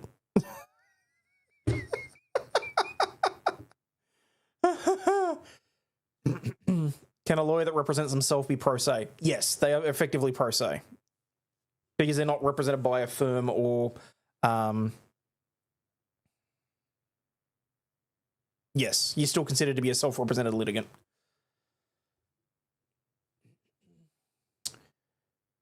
Oh my God. He's retaliatory. Dismissing both of his applications, Judge Emma Kelly said in her judgment, oh my God, they've got the copy of the judgment. They were wholly misconceived, legally incoherent, and hopelessly vague. He did, however, tell the court that he studied law a long time ago and couldn't remember much of it. Oh my God. Khan argued that a restraint order was unnecessary as he was now happily employed at the Office of the Public Guardian. Oh my God. But he rather undermined any comfort that gave by promising to fight the claims already in motion until the very end. Khan gave the judge a fair idea of what employers had experienced sending the court and oh my God. Khan gave the judge a fair idea of what the employers had experienced, sending the court in an inordinate number of emails. The graduate's voluminous correspondence across his many claims proved that there was a significant risk that he would continue to bring meritless claims. I may have metaphorically half the brain to stand a chance given my health situation wise. Sorry, my situation health-wise, but I will continue to until I have nothing left. I don't fear the consequences thereof, he wrote in one email. For reasons the judge said were unclear, he also gave the court internal emails from his current job, which indicated that he may find himself again looking for new employment.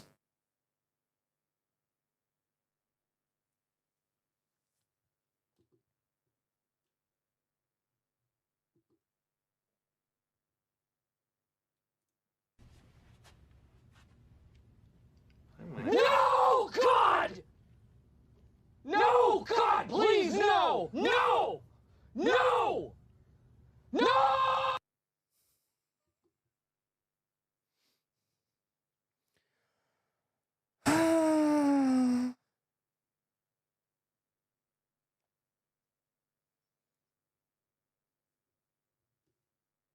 This is the attorney equivalent of Matthew Harris. Kind of, yeah. Honestly. Hang on, I'm missing something.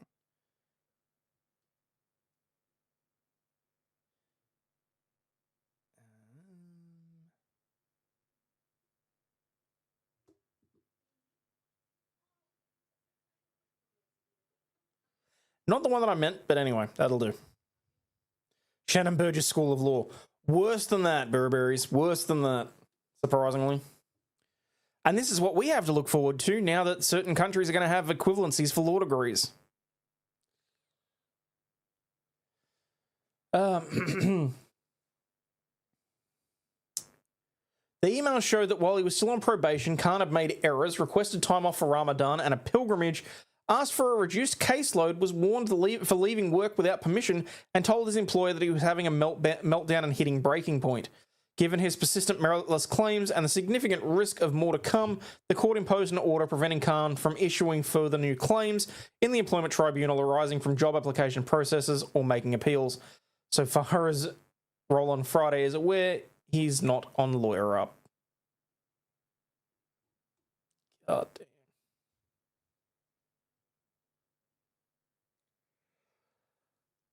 Wow.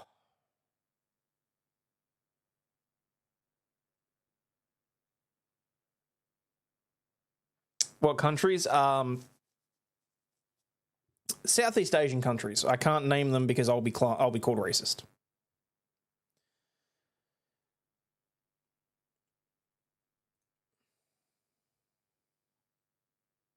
How long's the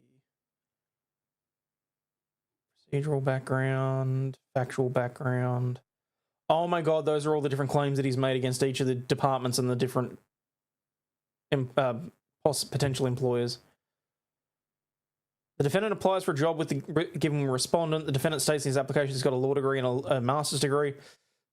When he's unsuccessful in the job application, he relies on sections 20, 21, and 39 of the Equality Act. I'm so used to the Equal Opportunity Act.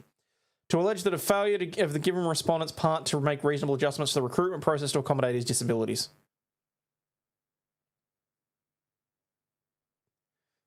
Being called racist isn't the insult that it used to be. No, I wholeheartedly agree with that. But there's some new folks around here, and I don't need them to work out exactly how racist I am just yet.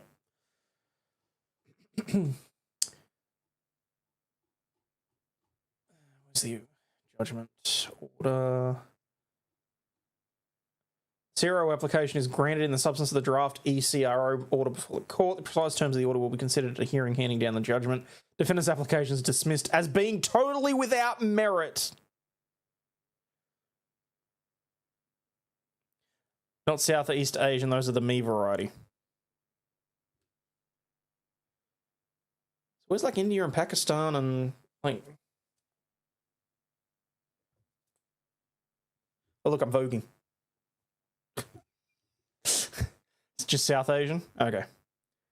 Does this make accommodation stuff also count for the army? If a quadriplegic applies to be a tanky, what kind of accommodation should the army make for him? None, as far as I'm concerned.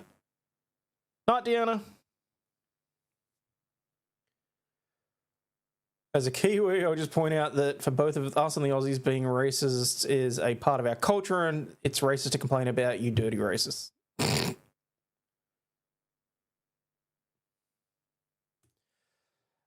Okay. Broward gas station clerk shot customer during a spat over the price of beer. A convenience store clerk is facing an aggravated battery charge after deputies say he shot a customer at a gas station in unincorporated Broward County, according to an arrest report obtained by 10 News on Monday. Broward Sheriff's Office deputies said that the shooting happened at around 11:40 p.m. Just at Franklin Park, just outside Fort Lauderdale. Deputy said that the clerk, Abdullah Montha, 46, got into an argument with a customer over the price of beer. According to the Sheriff's Office report, when the customer threw an unknown small object... Why my brain no work? According to the Sheriff's Office arrest report, when the customer threw an unknown small object at Montha, described as possibly a piece of paper, the clerk took out a gun from under the counter and shot him in the right calf muscle. Deputies said that surveillance footage showed Montha take out a Sig Sauer pistol, rack the slide, and fire it in the customer's direction. He then called the wounded he called the wounded customer a...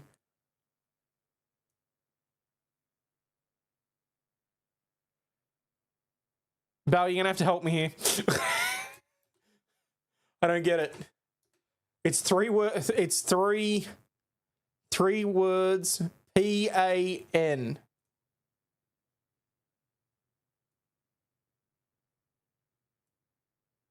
Oh, got it. Never mind.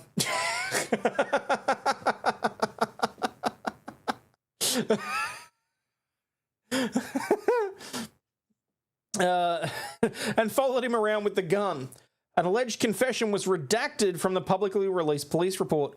Montha was no longer listed in Broward jail records as of Monday evening. Would you like to buy a vowel? DM me and fill me in.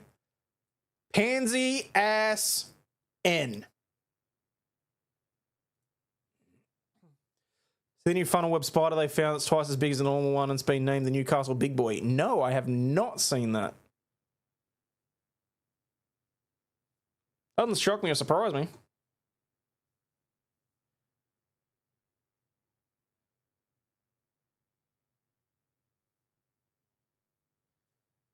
Not pansy pussy, most likely. Oh, I don't know. Depends on the vernacular. Alright. You can't afford not to pay me. Man kidnapped, tased, and robbed his ex-business partner after warning that there would be consequences for ending their partnership, according to police.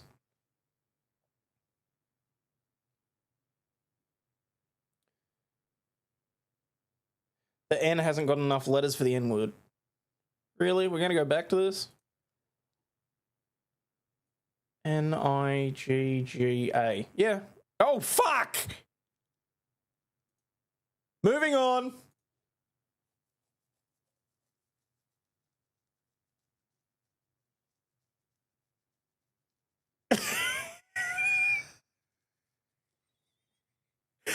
Well, this stream's going to be deleted.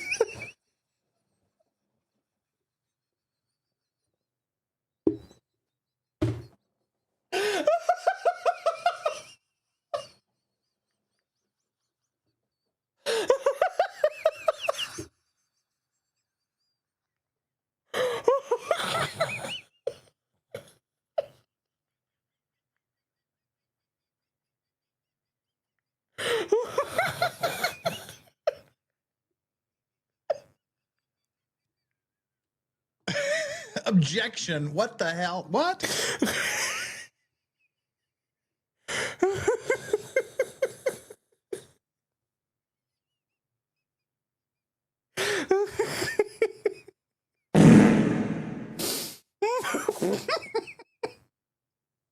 Okay. No, I did not say that word, thank you.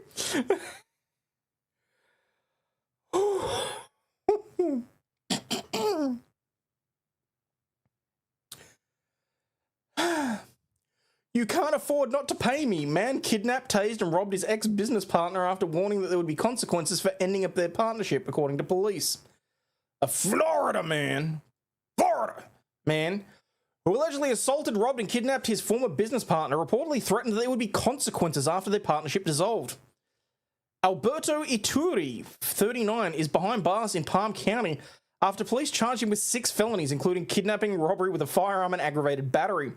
His alleged victim, 39-year-old Jeremy Marcus, is a childhood friend and former business partner who told police that Ittery had allegedly ambushed him in his car outside a Lifetime gym location in Boca Raton on June 9. According to a probable cause statement, Marcus told the police that Ittery tased him and robbed him after reportedly telling him, you cannot afford not to pay me.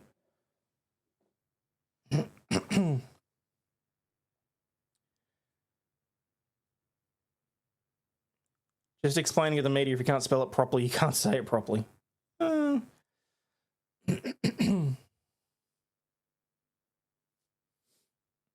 The probable cause statement described the fallout between Ittery and Marcus, who told police that they were two men who were longtime high school friends and had been conducting business deals together for several years. Together, the pair ran businesses involving pawning firearms and real estate.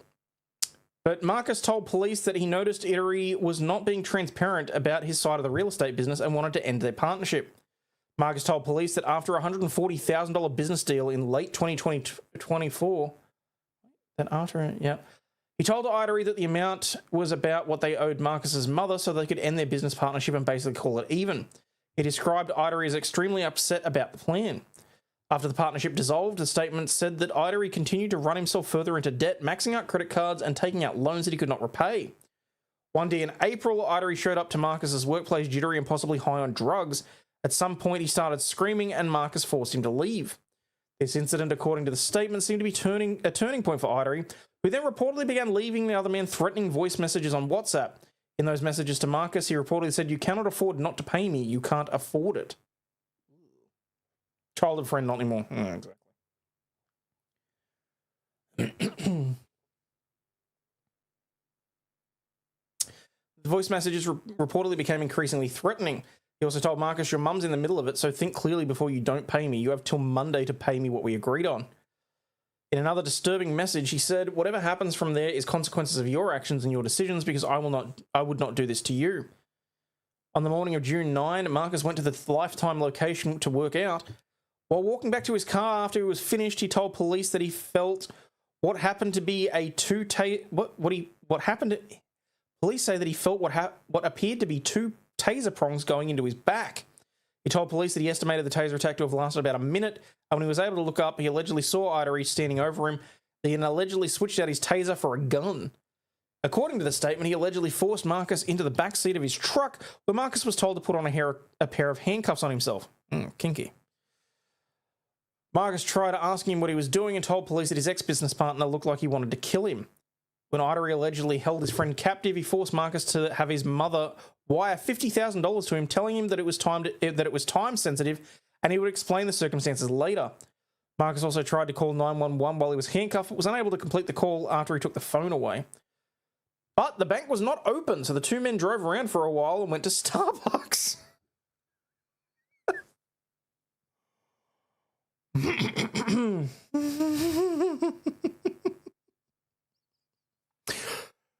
Well, shit, this kidnapping is really going sideways. How about a latte?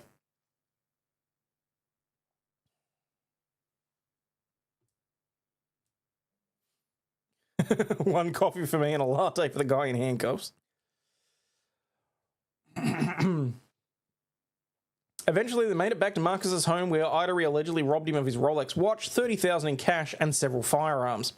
Ittery then let Marcus take a shower and patch up the lacerations on his head before dropping him back off at the Lifetime gym. Marcus waited a day to call police after trying to view surveillance footage from the gym, but being denied access to the footage. During their investigation into his claims, police were able to view the footage, which showed Ittery's alleged taser attack as well as his vehicle. After compiling more evidence, including the Starbucks receipt and the aborted 911 call, police obtained a warrant and arrested him on June 9. He's been charged with armed kidnapping, armed robbery with a firearm, aggravated battery, grand theft larceny of less than $5,000 for firearms, grand theft larceny of more than $20,000 but less than $100,000, and tampering with a witness. He's being held without bail. His next court date is scheduled for July 21.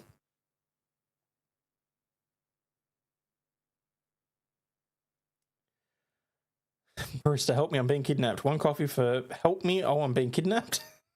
Oh, help me, I'm being kidnapped. Latte for help me, I'm being kidnapped. That took me a second there. Lovely federal crime bingo right there. All it's missing is drugs. That's funny as.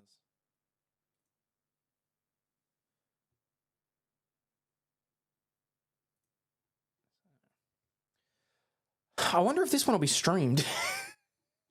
Might be worth it, honestly.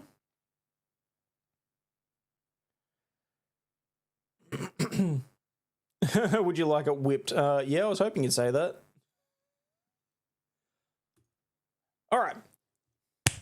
Heading down under in a way that we didn't think possible, Australian man charged with cattle theft after a $100,000 loan of... Australian man charged with cattle theft after a $100,000 load of bull semen has been found. That's a $100,000 load right there. Grafton man faces 20 charges after police uncover embryos, a tank of semen, and alleged deceptive sale of Wagyu cows. Bull semen worth $100,000 is part of a haul of allegedly stolen Wagyu cattle uncovered by police in regional Australia.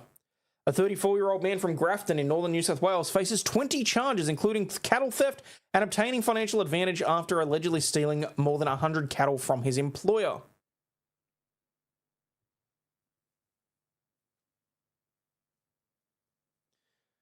What was he going to do with it? Probably try and flog it off, I would hope. Unless he had a real hankering to use it in his cereal. So he's a cum bandit? Yes. A vet allegedly contacted by the 34-year-old also faces animal cruelty charges for failing to provide treatment to some of the cattle. The cattleman was... Wait, what? Why is the vet facing charges for refusing to treat stolen property?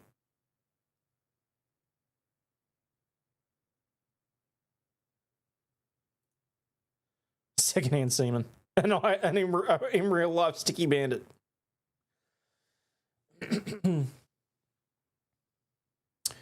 The cattleman was asked by his boss to sell 200 cattle, but is accused of arranging to sell 114 of the animals, including 45 valuable full-blood Wagyu cows, to himself in January of 2024. Police allege that the sale led to a discount of almost $100,000 after the man bought the herd through a third party at a greatly reduced price. Detective Chief Inspector Cameron Whiteside from New South Wales Police Rural Crime Prevention Team said the Rural Crime Police... oh my God, they had to have an entire unit for that semen. There was an entire unit chasing down that load. Said a Rural Crime Police unit codenamed Strike Force Newbury had been investigating the alleged fraud for more than a year. Police said conservatively that the estimated value of each cow was about $3,000, which is probably a little bit conservative, if I'm perfectly honest. So cattle rustlings come down to jerking off bulls. Pretty much. A search warrant allegedly uncovered a liquid nitrogen storage tank containing the bull semen.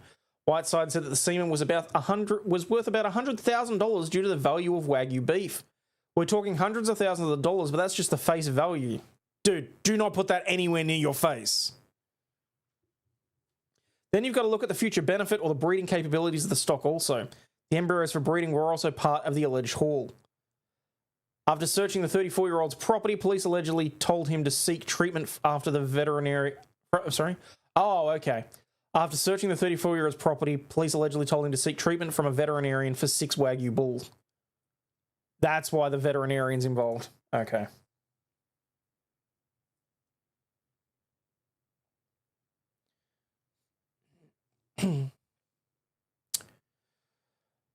Police said the vet produced false documents to say that he treated the cattle without doing so, and 2 of the bulls later died. Okay, yeah, you can rot. The vet has been charged with committing an aggravated act of animal cruelty and failing to provide vet treatment. He was granted bail to appear at Grafton Local Court on August 11.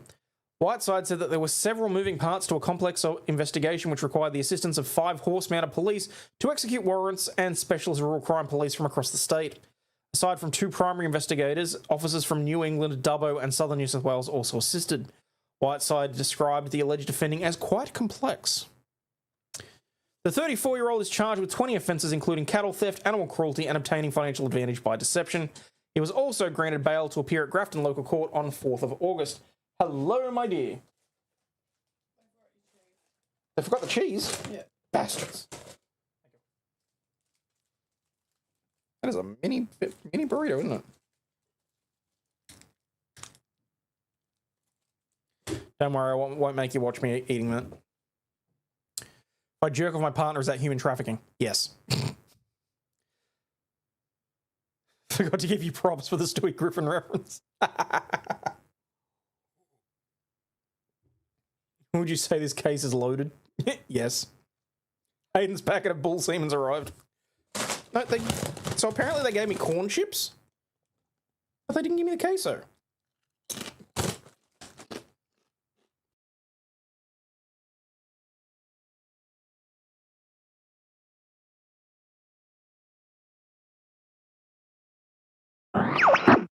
Stingy said I made you a present Discord.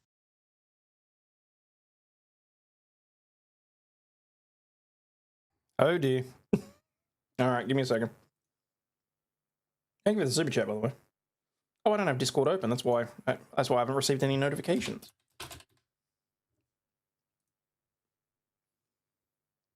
Alright, in the meantime. Wow, 76 viewers, 76 likes. I'm doing well on this stream. Thank you very much, people.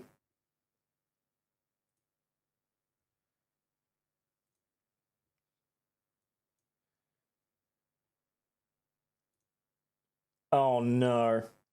N-I-G. Fuck you, Stingy.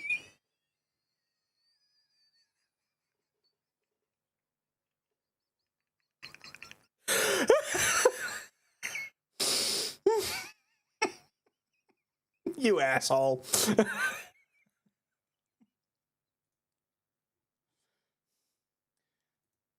What's this?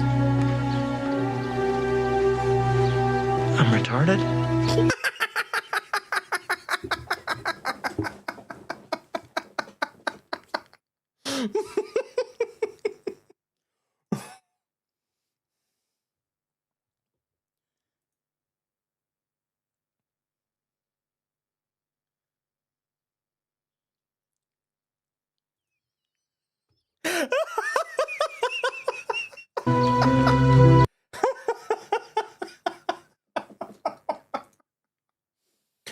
Okay, give me a second.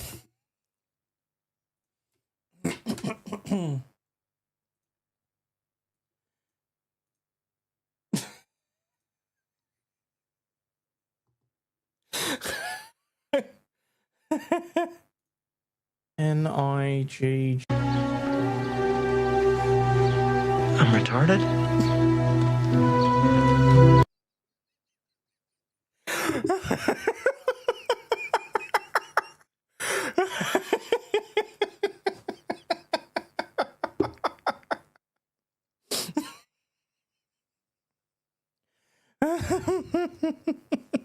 A few moments later.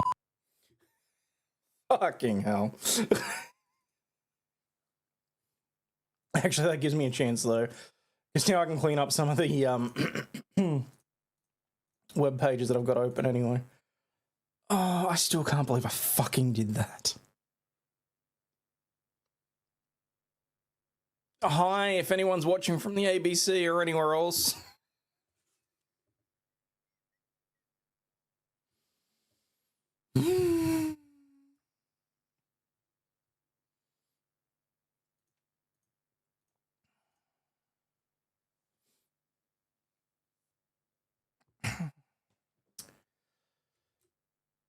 Beekeeper unleashed a swarm of bees on police during a traffic stop.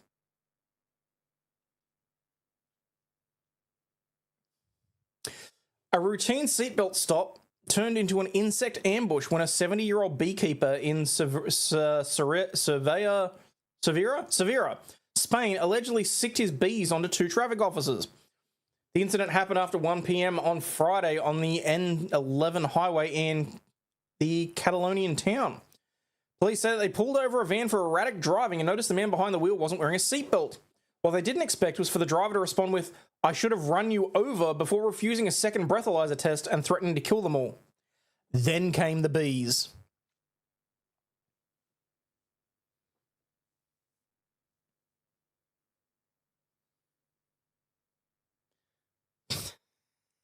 They're all watching from the ABC because no one watches the ABC. No, a couple of different news outlets reached out after what's gone on this week. And as it turns out, someone from the ABC watched my entire stream. And I'm like...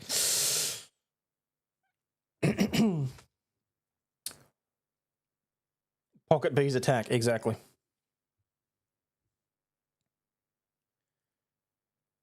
According to multiple sources, the man calmly walked to the back of his van, opened the door, and released a swarm of honeybees directly at the officers. The insects attacked immediately, stinging both cops and forcing them to seek shelter in a nearby restaurant. Restaurant patrons reportedly stepped in to help, guiding the officers to safety while the bees buzzed through the entrance. The man fled the scene but didn't get far. Police tracked him down shortly after, arrested him, and took his statement. Buzz, buzz, buzz, buzz, buzz, buzz, buzz, buzz, buzz. He was released on bail a few hours later. Both officers were taken to urgent care and treated with cortisone for their stings. No one else was injured. This week, the local newspaper reported the man had been judicially acquitted of assault, though the information hasn't been officially confirmed. Acquitted?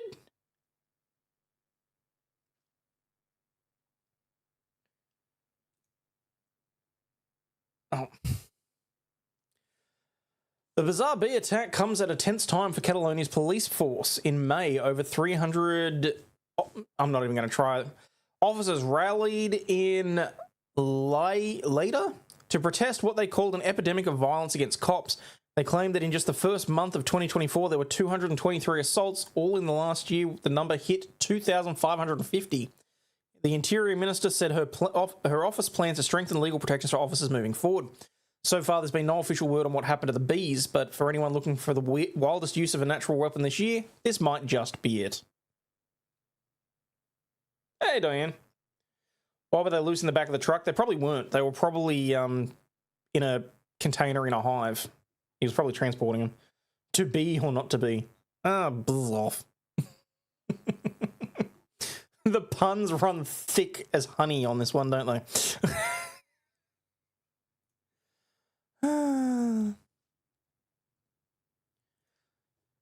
Alright. Illegal New York City car meetups featuring strippers, drugs, and ear-splitting speaker systems is driving residents nuts. Well, I mean, given what's going in New York City, I say good luck to them. They're on their own. They've had just about enough of this. Ear-splitting high-decibel street parties fueled by cars with booming sound systems are making life hell from the Bronx to Brooklyn. Isn't it already hell there? As the massive automotive meetups are becoming an ever more frequent nuisance. The unregulated revels are often louder than planes landing at LaGuardia and feature drugs, booze and strippers and wet t-shirt contests, all within earshot of neighborhoods such as Maspeth in Queens, Greenpoint in Brooklyn, and Throgs Neck in the Bronx. Who the fuck names these places? Yes, by all means, make sure you hit the like button, hit the follow, subscribe, ring the bell, set the notifications and all that jazz. New York City is a post-apocalyptic dystopian hellscape. Bloody Diddy.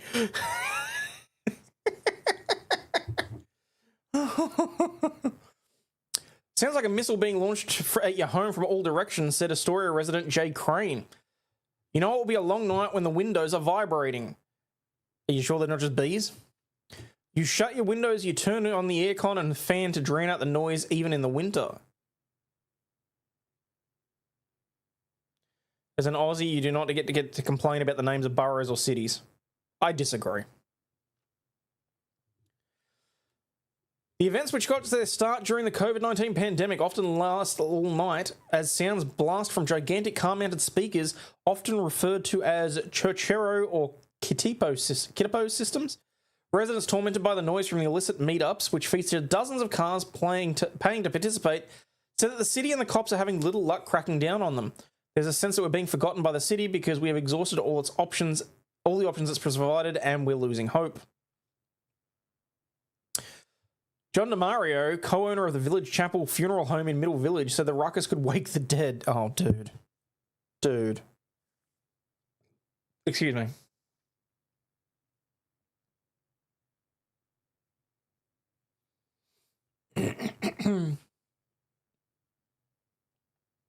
Alfredo Santola, co-founder of the non-profit We Love Whitestone, said he and his family deals deal several times a week with intrusive noise. Who the frick wrote this? Because that's not where my mind went when they said that they were dealing several times a week. With intrusive noise from unlawful rendezvous in Willets Point and World's Fair Marina in Queens, as well as Ferry Point in the Bronx. It's a constant, consistent boom, boom, boom. I want you in my room. We'll spend the night together, forever in my room. It's the most frustrating experience in the world. Well, that just looks like the 4th of July. Logo said the event organisers assemble in industrial business zones and use mixed-use areas that are abandoned at night.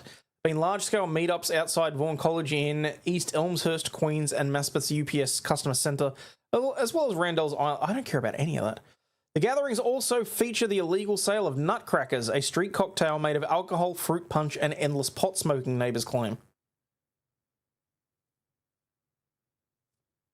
These clowns will put 50k sound systems on a 5k vehicle and not realise if anything happens to it, standard insurance will only pay the 5k or less. I mean, it's not like they're the brightest bulbs in the box. What are we really expecting here? Had that song playing in my head before you continue with the lyrics. To our shame, great minds think alike. Suck it.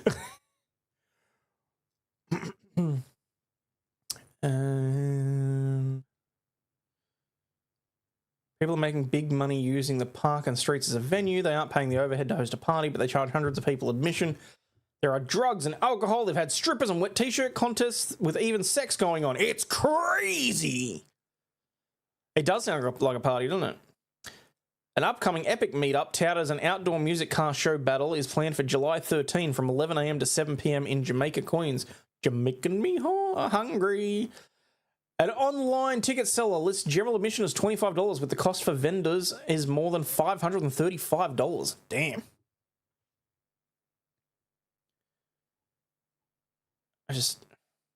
I was interested in this, and now I have no care whatsoever because I want to eat my burrito, which means I need to find a video to play.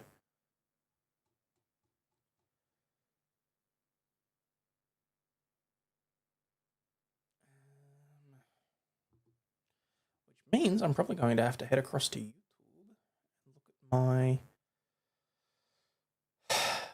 playlist that I've got running. Hang on.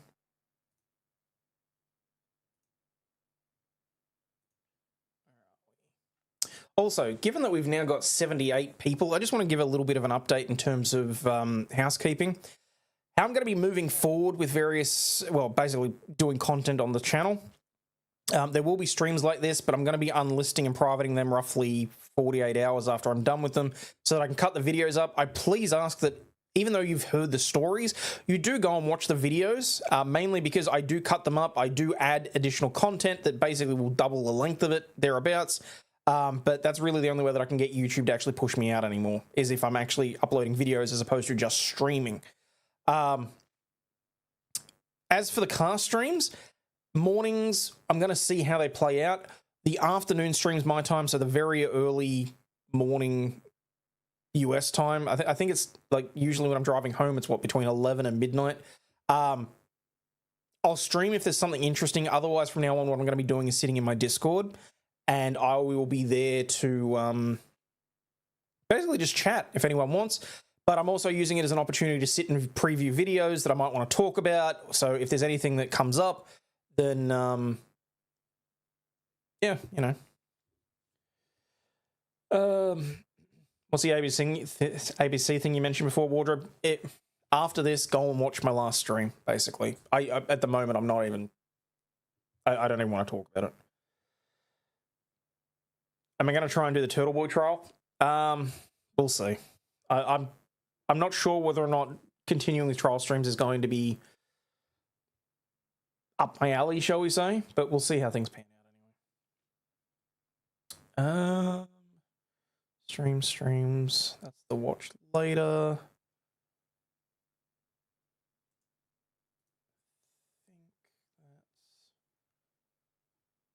Was it watch later or was it car streams? Which was the podcast? Travel. That works. I want to save the stuff for Julian and Grant. That one's way too long because it's 43 minutes talking about immunity. Maybe we'll just go with a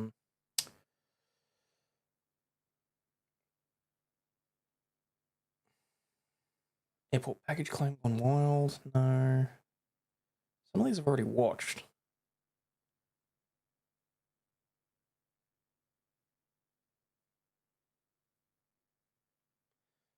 It's only 5 minutes. Couple arrested after causing chaos in hotel lobby. Lady turns parking infraction into felon charges, insane tantrum. Let's do that one. Sorry, I really want to eat my burrito, but I don't want to stop the stream.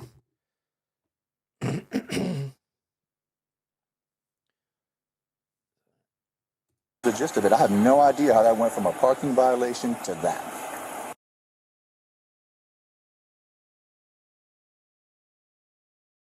Because I can smell alcohol on your breath, okay? I'm getting real mad. This is what I do for a living, I'm getting real mad. Okay, you can get as mad as you want to, okay? I'm trying to explain it to you, It man. doesn't seem fair. It doesn't seem fair. But what I'm telling you is, at 10 o'clock in the morning, when you're trying to leave, the cars that are blocking you are not here for vixens. They're not open. They were here. That's why they How were do you here. know that Porsche was related to vixens? Because I saw it pull.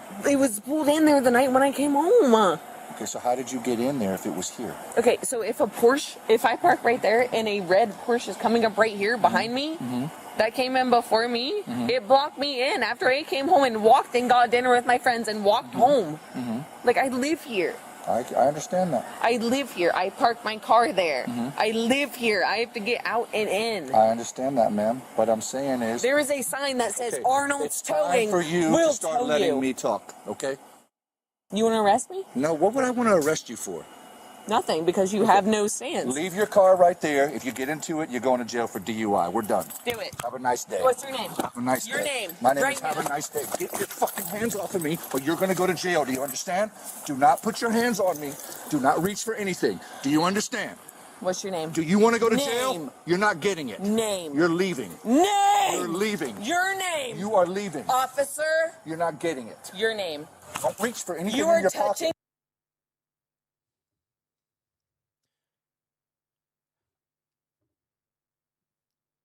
Isn't name and badge number required over there? Did I miss something there? Me? Yeah, because you know what? Turn around. Put your hands behind your back. Put your hands behind your back. Put your hands behind your back. Put your hands behind your back. Stop. Put your hands behind your back. Stop.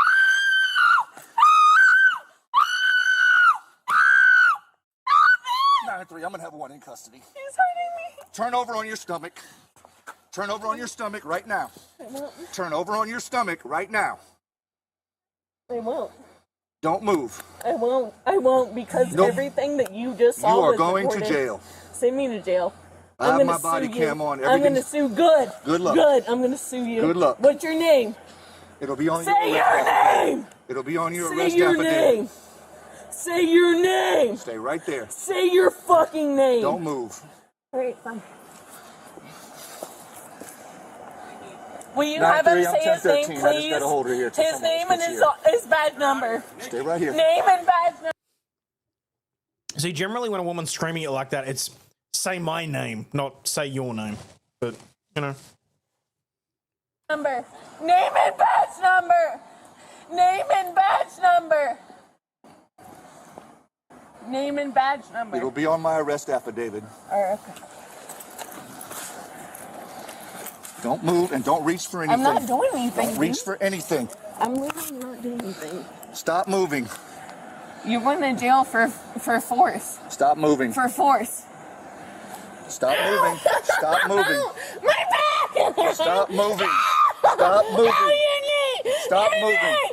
Your knee! Stop moving around. Oh, your knee! Your knee! Stop moving. Officer, your knee! My knee is on the ground. Officer, your knee is hurting me! Officer! Please get it off my back! It's not on your back. It's not on My your back. heel, too! It's not You on your have back. no idea the pressure you're putting on my hip right now! Please! Stay still. Officer, what's your name? Stay still. Officer, please! Stay still. Officer, what's your name? Stay still. What's your name? Stop Stop moving. What is your name, please? Stop moving around. Ow! Ow! Stop What's moving. your name? What is your Mommy! What's your name? Ow! Ow! What's your name? Okay. Ow! Okay. He doesn't have pressure. Stop. Stop. Stop. Don't do that. Stop moving. Don't do that. Stop moving. Stop moving. I never did anything! Stop moving. I just tried to Stop. Stop moving. Put the cuffs on and then he'll relax, okay? arrest me! You are under arrest. Kill me! You are under arrest. Kill me! Kill me! You're under arrest. You are under arrest. Kill me! Kill me! Cuff this hand. Cuff this hand. Do it! Cuff this hand. Relax. Bring your other hand You back. don't have to grab my hair bring like it back. that. You don't have to shove my arm like that. That's unnecessary force. Ow! He literally just grabbed my hair, ran my head to the side, and then grabbed my arm to the side for no reason. 9-3, slow everyone else down. She's in custody. She's in custody. Oh yeah, the They're threat. not double locked The yet. threat. The threat is attained. We're on the Francis Street side of Vixens. Good for you guys. I'm glad you're a strong man. I hope that you feel strong. Stop moving. You're a tiny ass motherfucker. That's fine. I got it. All right. Oh yeah, put all your weight on you, because that's all you have. No strength. I have no idea. She lost her mind. You ready, buddy? Hey, I'm good. Where's your car? Right here. It's not my house. I don't You know. guys are fucking stupid. I just wanted to go to my house. No, what you wanted to do was grab me from behind when I was leaving. From That's why behind? you're going to jail. What do you mean from behind? Nope, let's try from behind. I would like an officer with a license. I did not try to grab him from behind. We're not doing this, Any all right? body cam. I did not try to grab him from behind. I never tried to do anything from him. I have nothing on me. I just want to see my dog. I never tried to grab my. That's a new one. I just want to see my dog. Where's the dog? And more to the point, is the poor thing deaf? I assume it is by this point. Dog from behind or that guy from behind. What the fuck do you guys mean? She's got nothing on her. I have nothing on me. He got overturned by me being a big girl. She's good? Yeah. That's fine. Hold on. She's not double locked.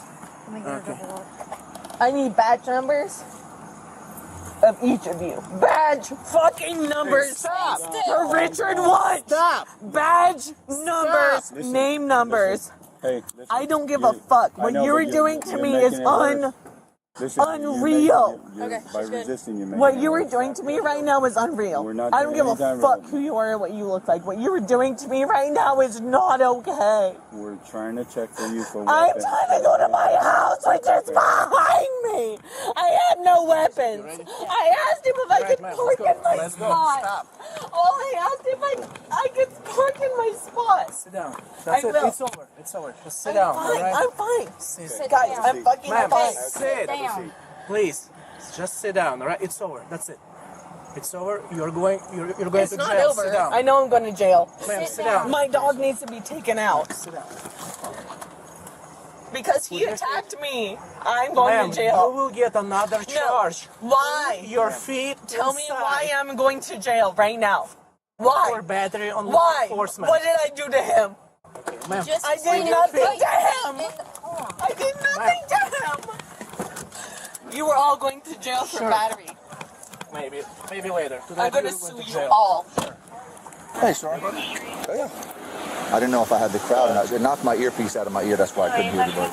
I came here, just like I am now. She's here talking about she's can't park here because she's blocked. I said, no, it's not blocked. The guy from Vixens walks over. She's complaining that, okay, when I leave at 10 o'clock in the morning, I can't move because the Vixens people are here. I tried several times to tell her, ma'am, if it's 10 o'clock in the morning, it's not Vixens employees. Right. And she's going on a tangent with this guy about when you asked permission before you moved in, I said this, that. So I told the Vixens guy, I said, look, this has nothing to do with you. You can go, sir. So I tell her, I said, ma'am, The spot is empty. She's going on about, well, what do I do when I can't get to work? I said, look, it's okay. The spot is empty now. You'll be able to get out. She's like, no. She's losing her mind back there again. So finally, she's real close. I said, listen, leave your vehicle there. I can smell the alcohol on your breath. You're interrupting me. We're done here, okay? You're not blocked. We're done. She's like, arrest me. I said, I'm not going to arrest you. I'm leaving. What's your name and your badge number? I said, I'm leaving. Back away. I go to get in my car. She grabs me from behind. So I turn around, push her against that sign. She keeps reaching down by her bag. I grab her bag. I said, stop reaching. And then she starts screaming, help me. I said, stop. She kept fighting. I had to take her down to the ground and just hold her there. Okay. And that's why I was trying to say 10:13, but my earpiece wasn't hanging out of my ear. All the crowd started coming around. She's like, get your knee out of my back. I said, it's not in your back. It's on the ground. Yeah. Other guy was like, hey, he's not hurting you. Just stop. And she was just screaming bloody murder. Bloody murder, help me, 911, all this other crap. So I said, okay, you're going to jail. So that was the gist of it. I have no idea how that went from a parking violation to that. No injuries on me. Yeah, that's what I'm obviously most concerned about. No, none at all. Local, not local. Yeah, she lives here. She's still listed as Roosevelt Boulevard, but she said she lives here, and that's why she parks here. So that went from 0 to 100. When I told her we... Can you guys help me get out one way or the other? Yeah, just give us a couple minutes. We're going to leave in a minute here, sir. So yeah, I went from 0 to 100 in like a second when I told her I was leaving. There's no parking violation, ma'am, I'm leaving. And that's when she lost it. So I just pinned her down because I didn't know if I had the crowd or not, and I was able to hold her back. And some of the people here were like, he's not hurting you. Just put your hands behind your back. And she's screaming for badge number and fuck you and all this other shit. So she can go. Yeah. Sure. That's okay. I want to see every single badge number, every single name. Well, you'll have all of it. They'll all be on your arrest every affidavit. single. All right, I think we know where that one's going to pan out anyway. What was this that you sent me? Something about Asmongold? Like, do I even want to know? AI Asmongold is a menace. Okay, but like, okay, it's 3 minutes long. I need to know going into this though. Are there cockroaches? Because if there's cockroaches, I'm turning it off.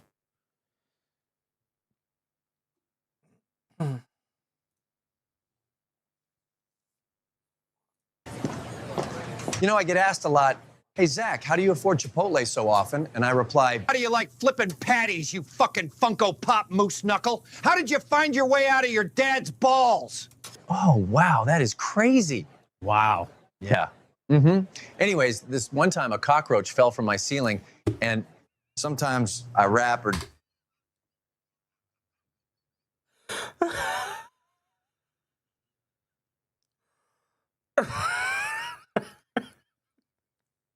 And look, I'll be perfectly honest. No, I don't know all the lore behind this, okay?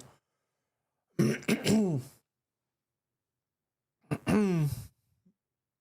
we're already off to a good start. DJ to make my money, but most of the time I shit on games and game companies that don't know what they're doing.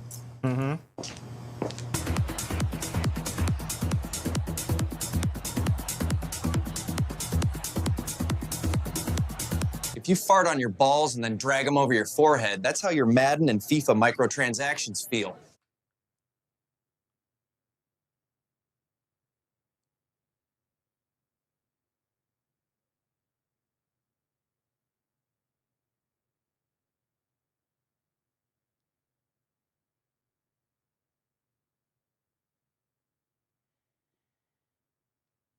Bitch. So yeah, anyways, I dipped my nuts in hot sauce and teabagged his dad. Dip potato chip. Dip potato chip. Dip potato chip. Potato chip. Dip potato chip. That beer was better and lasted longer than Anthem did. What a shitty game that was. Listen.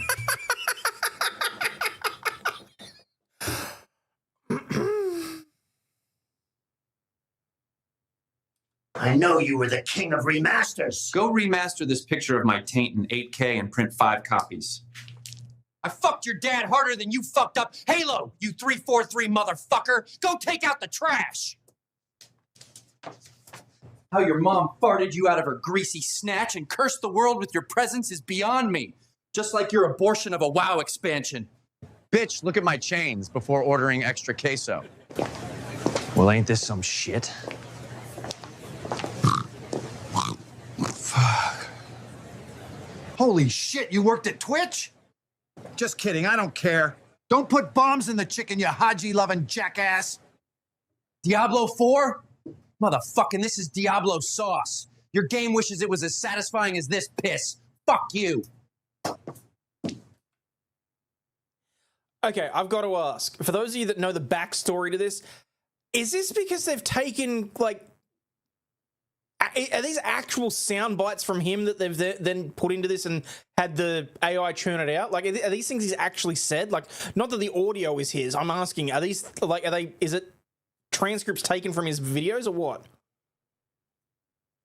Exactly, it's random as hell. Like, I some of it, yes? Okay. That shit stain on that table reminds me of Concord. You still proud to have worked on that dog shit ass garbage? God, I miss working on Destiny 2. The fuck you just say, bitch? Look, guys, I can't tell you, like, what the N on my tie means, but I'm pretty sure you're smart enough to make an educated guess. That's right, instead of working on Marathon... Oh, I know Quick Bites. I'm working on whether or not I'd be able to do that so that I no longer have to stream. He said only half in jest.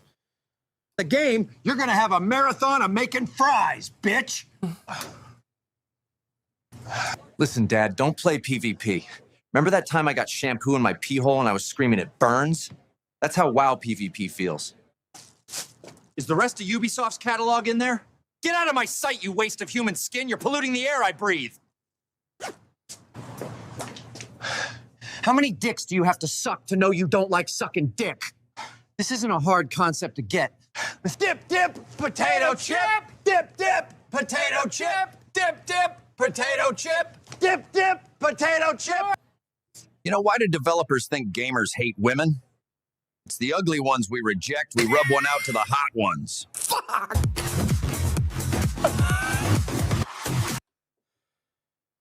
Oh, holy shit. How many of these fucking things are there?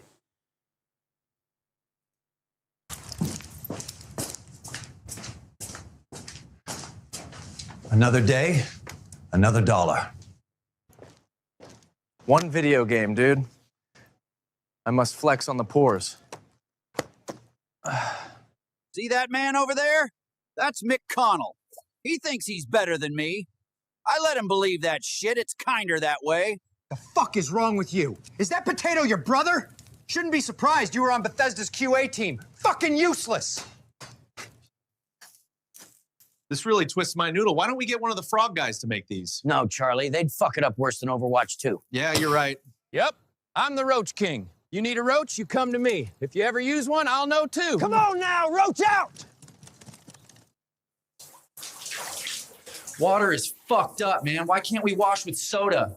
It's the same fucking thing. It's a liquid and it's scented. You know, I thought being a pirate would help me understand Thor, but he's just too far gone. Bullied by a 4-year-old?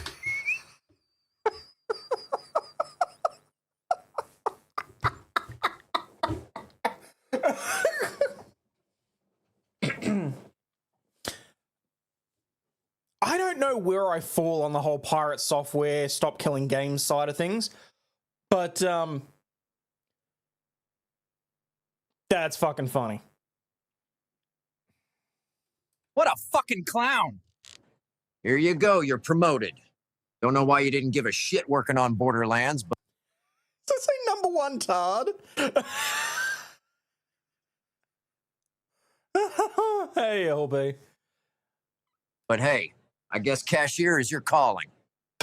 I've been digging for miles in the ground and still haven't seen how far Ian's career has fallen.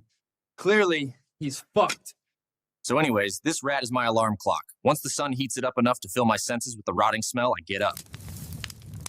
Have you not tried this? God damn it, it's June again. Break out the gimp suits and water-based lube, it's that time of year. Fuck, I hate June. Wait, so you're just some DEI hire for this game? Yeah, and they didn't even have the balls to admit it.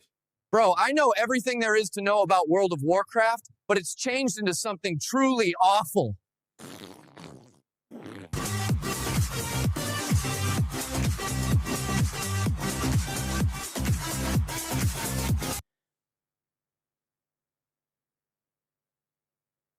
I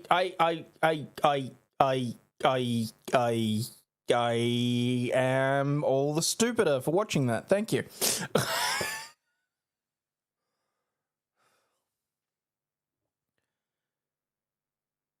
Wait, Asmongold was on a LawTube panel for a trial?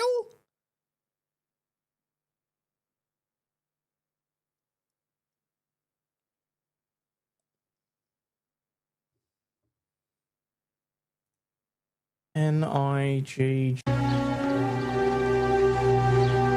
retarded? Think I lost some brain cells? Yeah.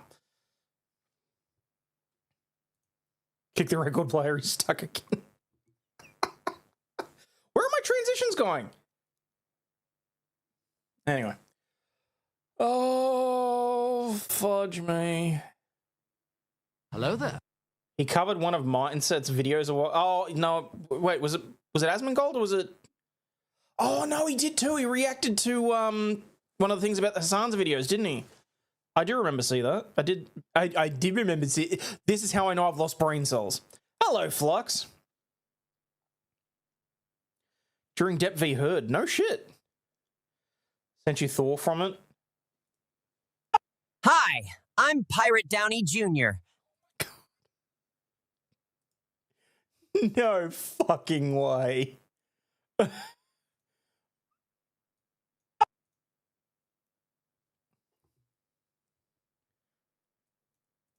Hi, I'm Pirate Downey Jr.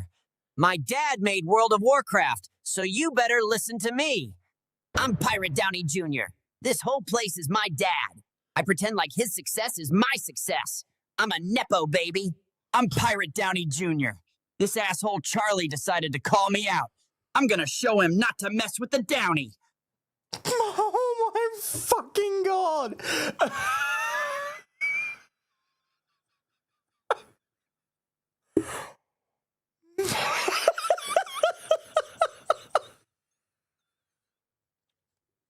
Like, don't get me wrong. I used to like Thor. I did, okay? I used to watch some of his streams. I used to get ideas to add things to my streams and all sorts of other shit. And, you know, I'd listen to some of what he said and take some of it on board and all that sort of shit. But this whole thing after Stop Killing Games, the way that his ego has just, like... That's from part 10? Okay. The way that his ego has just played into it has been incredible to watch. And I just can't stand him. Like... God damn. This whole place is my dad. I pretend like his success is my success.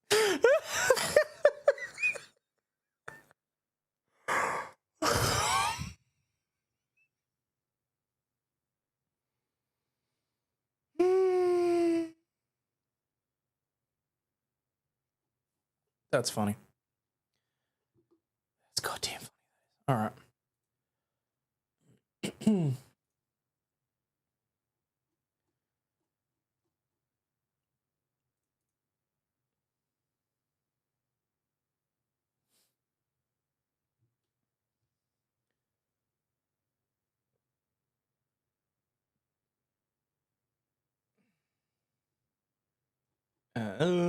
I'm sorry.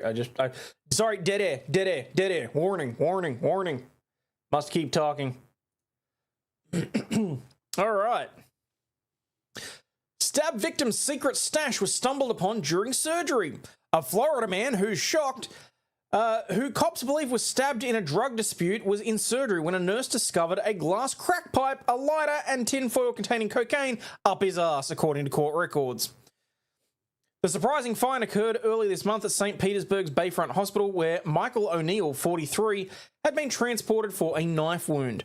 While in surgery, a nurse located the stashed items according to the arrest affidavit. After being hospitalised for his injuries, O'Neill, pictured it right, was booked into the jail on Friday night for cocaine possession, a felony, and possession of drug paraphernalia, a misdemeanor. O'Neill was released yesterday from custody after posting a $5,500 bond. He has pled not guilty to the charges. How the hell do you plead not guilty to having a crack pipe up your ass?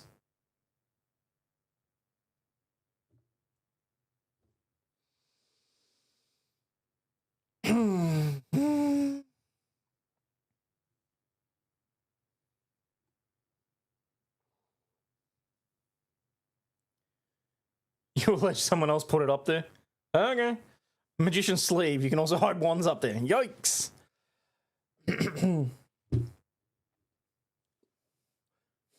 Over the last few years, O'Neill has been convicted of DUI and numerous drug-related counts, including possession of cocaine, methamphetamine, fentanyl, and narcotics paraphernalia. O'Neill pled guilty last year to drug possession after a jail strip search turned up 2 baggies containing fentanyl and crack. Wow, he had crack in his crack, hidden in his buttocks area.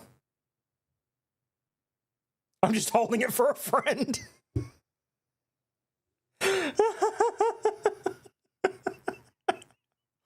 Prison wallet, is that really surprising? They should have had him squat and cough before the surgery. Oh, good God. What's this? Oh, doesn't she just look like a peach? That's a fun time right there. Nurse cops plea deal over cheesy nachos battery. Of course we're black. Of course we're black. Oh my God, Hayden. Of course we're back in Florida. The Florida woman arrested for shoving cheesy nachos down her wife's leggings during a 3 a.m. domestic confrontation has pled no contest to battery and been sentenced to complete a 29-week batterer's intervention program. Did I already talk about this one? During a change of plea hearing earlier this month, or maybe not, Alison Swan agreed to withdraw her previous not guilty plea and enter a domestic violence diversion program that, if successfully completed, can result in dismissal of the misdemeanor charge. Seen it right, Swan, a 39-year-old nurse who was also ordered to pay $875 in court costs. The judge has barred Swan from having any contact with the 40-year-old victim, whom Swan filed for divorce against a week after her May 3 arrest. The defendant is also prohibited from possessing firearms, ammunition, and controlled substances without a prescription. Police say Swan's wife, who was also a nurse, was making nachos with nacho cheese in the kitchen at around 3 a.m. when Swan told her she shouldn't be eating this late and made a comment about her weight.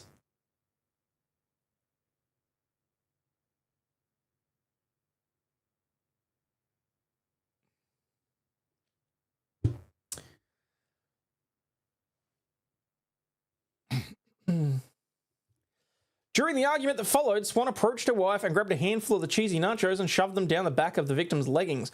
She also allegedly slammed the victim's head on the floor and shoved her fingers into either side of her mouth and hooked them like a fish.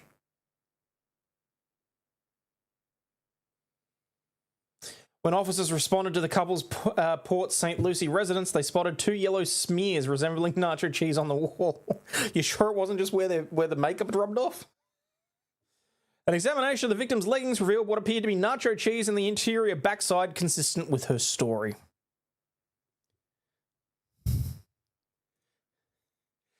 Dumb ways to die. Called riding the trout. Oh, come on.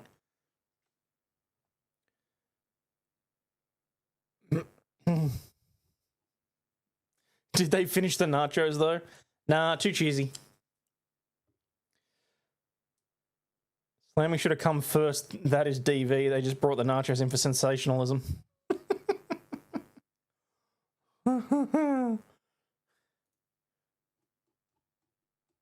No, we didn't have one on after that. Okay. Moving on. New Hampshire vehicle inspections will no longer be required beginning next year. Why was this on here? I don't think that's important in the slightest. Moving on. Mexican Senate unanimously approves ban on dolphin shows. You know, I've been trying to steer clear away from some of the kinky stuff. Also, I will say this. Grok is kinky as fuck. I had Grok go through and try and analyze some of my older shows and work out what stories are evergreen and I can repurpose and that sort of thing. Next to everything is about stripper this, hooker that.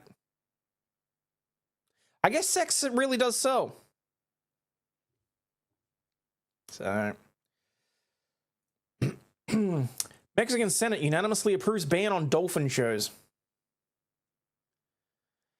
The Mexican Senate has unanimously approved a nationwide ban on dolphin and other marine mammal shows, culminating a 3-year legislative effort sparked by public outrage over animal welfare violations. The 99-0 vote on Monday amended the general wildlife law to prohibit extractive exploitation of marine mammals except for verified scientific research. So if anyone actually still wants to see Flipper jumping through hoops, feel free to contact the Japanese government. They know all about putting research on the side of their vessels.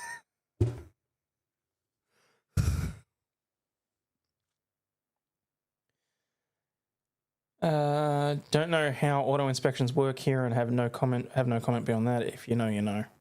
Okay. The research must be conducted or endorsed by an officially registered academic or research institute and have a protocol authorized by the Ministry of Environment and Natural Resources, reads the amendment accepted by the legislators. Resistance by operators of dolphinariums, that's a new word to me, deemed prisons in the article in New Mexico's Daily had delayed the implementation of a 2022 modification to the wildlife law prohibiting the use of dolphins, seals, and other marine animals in entertainment shows or hands-on activities with tourists. Dolphins plus handcuffs.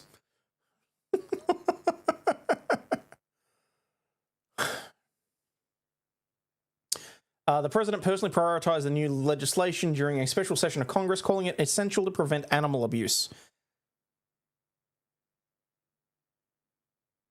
I know there's a joke in there about them not having correct priorities, but I'm just not 100% sure what it is just yet. When you tell folks a dolphin has a blowhole, there's always a 1 or 2 in the crowd that takes it the wrong way.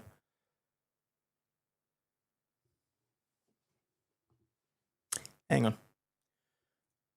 1 second, because I told people about this, but they don't believe me.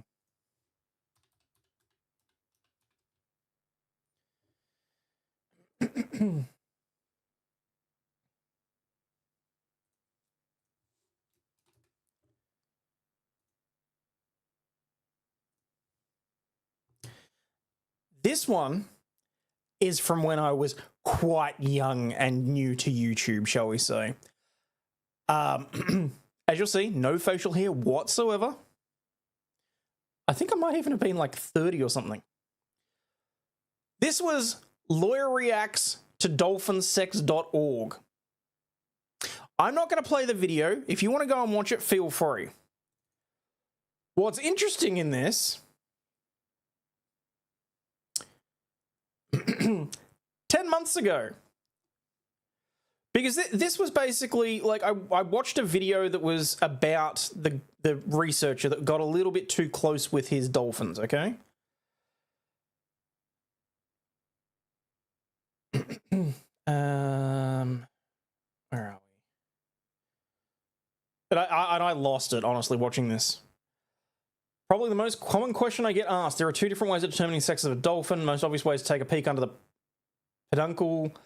On the dolphin's belly, directly opposite the dorsal fin, will be the umbilicus or the navel of the dolphin. Looking further down towards the tail, you see the difference. Where the hell? I just want proof.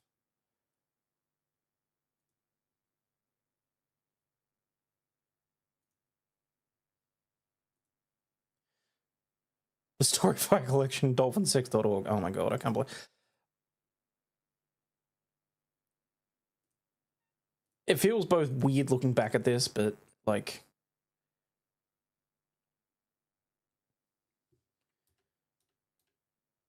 Where's the... Common knowledge. You have that episode of King of the Hill everyone remembers where Hank gets molested by a dolphin in front of everybody. And then you have who's probably the most famous zoophile in history, Malcolm Brenner. There, okay? I just want to clarify. So this video is about the guy named Malcolm Brenner, okay? At Malcolm Brenner, 10 months ago. Your apparent disgust at my behavior is exceeded only by your contempt for my sexuality. Wake up, other animals evolved to give and get consent for sex. It's called courtship in 6th grade biology.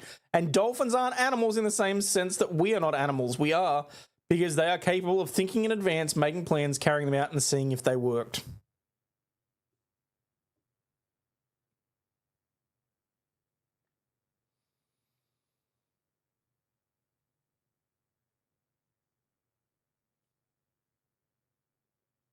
The fuck am I supposed to say to that? I literally sat and watched a 20-minute video about this guy's, like, scientific work on having sex with dolphins. And the guy actually commented.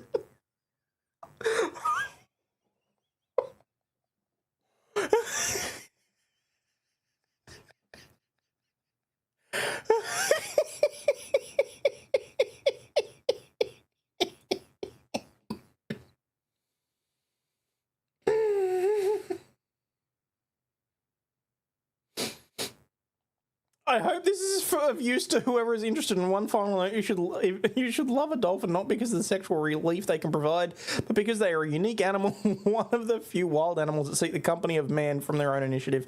This is special, do not abuse it. Oh, I very much feel like there was a bit of abuse going on. Did I check his channel? I'm pretty sure I did at one stage. Oh, yeah, no, it's him.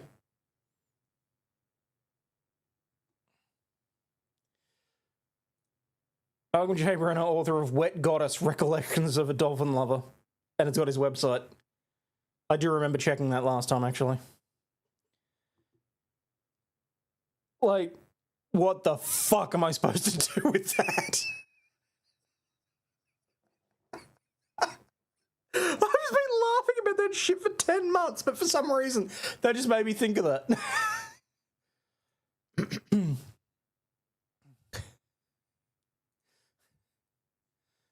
There's some extra brine in the sea today. Oh, good God.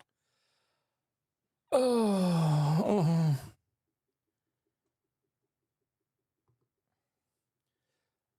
Passenger plane slices through tail of another in wild taxiway collision. I didn't see this.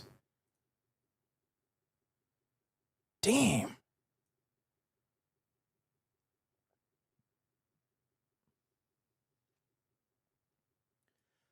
Who do you reckon was on the runway when they weren't supposed to be? 2 Vietnam airline jets collided on a taxiway in Hanoi's Noi Bai Airport on Friday, 27th of June. No injuries reported. Investigation is underway.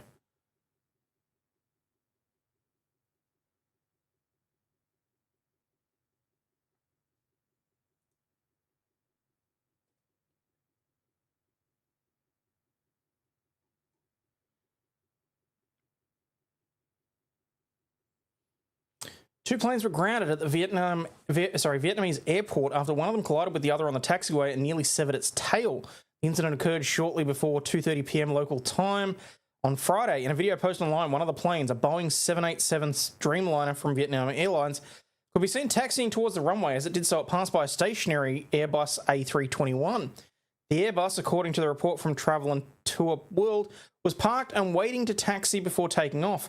The Boeing, however, turned out to be too close to the Airbus.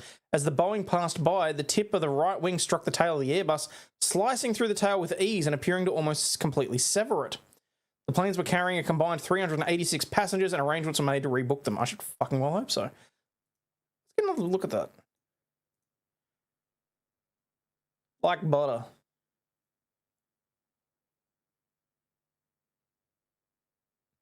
Clipping of tails of airplanes is unethical.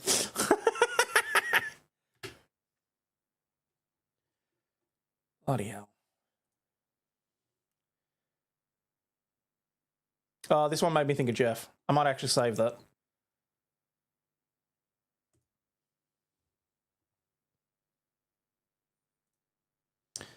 Feral seagulls are close to killing a human, a stark warning issued to those in Britain. Feral seagulls are edging closer to killing a human. It's been claimed in what has been seen as the most alarming warning yet over the terrifying flying threats. A summit to deal with them is set to get off the ground. Former Scottish Tory leader Douglas Ross, who previously called a debate on the issue at Holyrood, told Parliament humans risk being killed over the growing problem of kamikaze diving seagulls.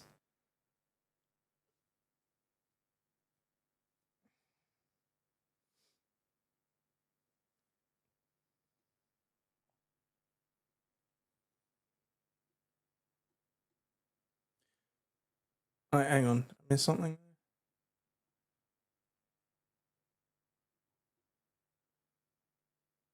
Oh, morning, Connor.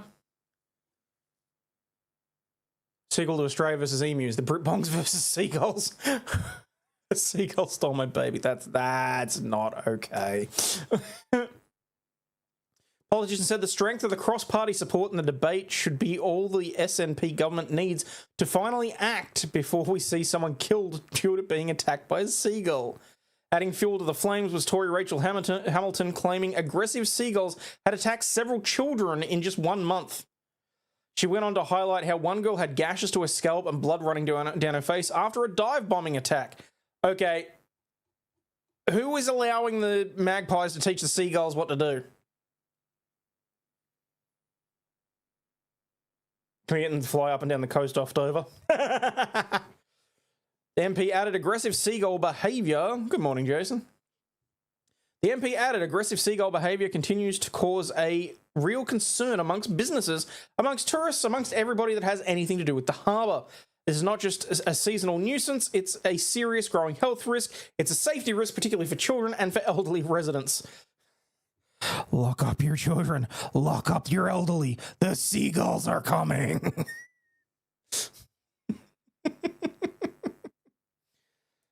You truly are dealing with seagull attacks before dealing with Asian Britons. What a time to be alive. The latest flap over gulls comes after people in Moray in Scotland were dive bombed by the birds. In one case, an elderly woman broke her leg during a gull swoop. But other ministers are urging Brits to hug a gull. Oh my God.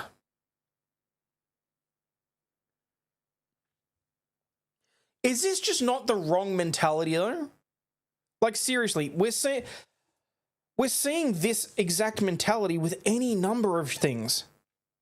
Something attacks you. Oh no, we must hug it. We must embrace it.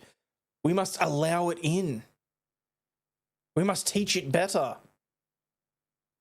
It can dive bomb and kill us, but we must embrace it. We must love it. Because seagulls have rights too. They'll swallow a rabbit whole. Jesus.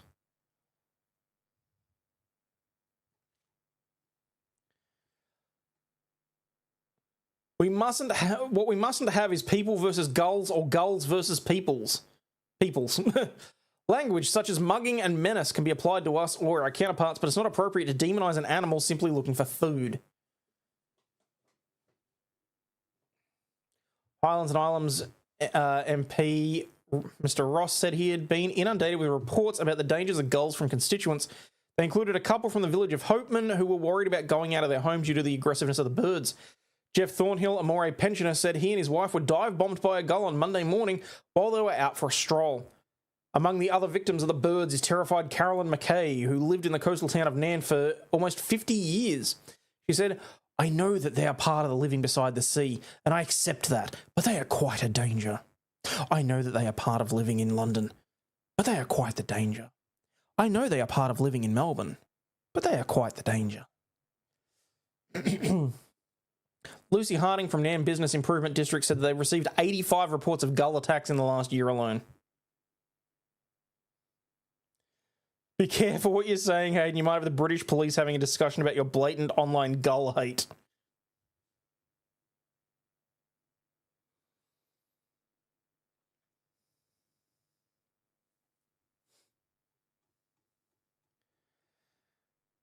Trying to think the name of the streamer that put the name of the content creator that put a video up about how the British police were trying to threaten to have American citizens extradited for stuff they said online. I can't remember who it was.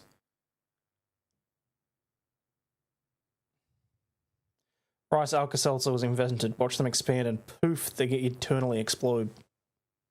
I'm in no way condoning that.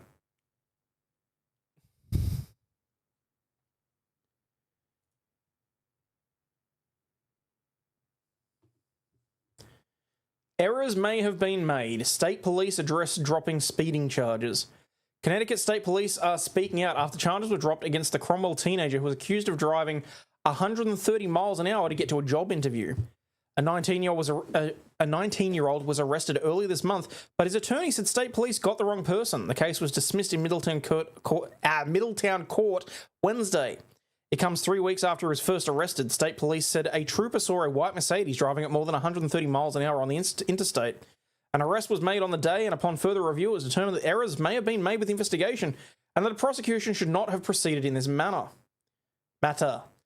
According to the criminal information summary state police released earlier this month, they determined the team was behind the wheel as he was identified by his license. They alleged that he was speeding because he was late for a job interview after speaking with him.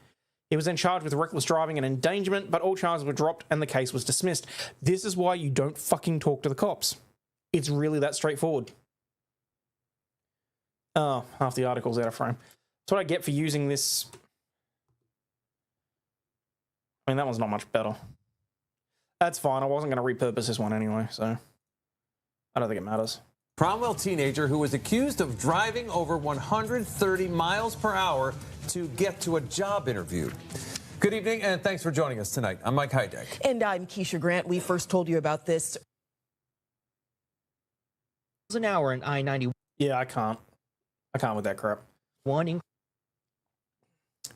Did not want him sleeping on her clean sheets. Husband who had not showered in 2 months beat elderly wife for telling him to bathe. A Wisconsin man was accused of allegedly beating his wife at their home after she confronted him about his personal hygiene. This story stinks to high hell. Michael Navrotsky, something's rotten, 67, was arrested by police in Kenosha, of course it was Kenosha, on Sunday and charged with battery, strangulation and suffocation and intimidation of a victim, a domestic abuse charge. According to the criminal complaint, the alleged altercation between Michael and his wife, the 68-year-old Kimberly, was triggered by her telling him to take a shower as she did not want him sleeping on her clean sheets until he did so.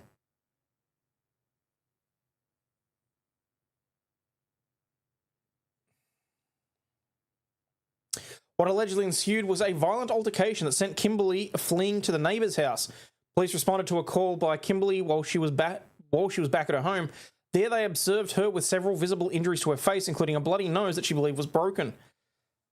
God, this just takes elder abuse to an extra step, doesn't it? This is horrifying. When police asked what happened, she said...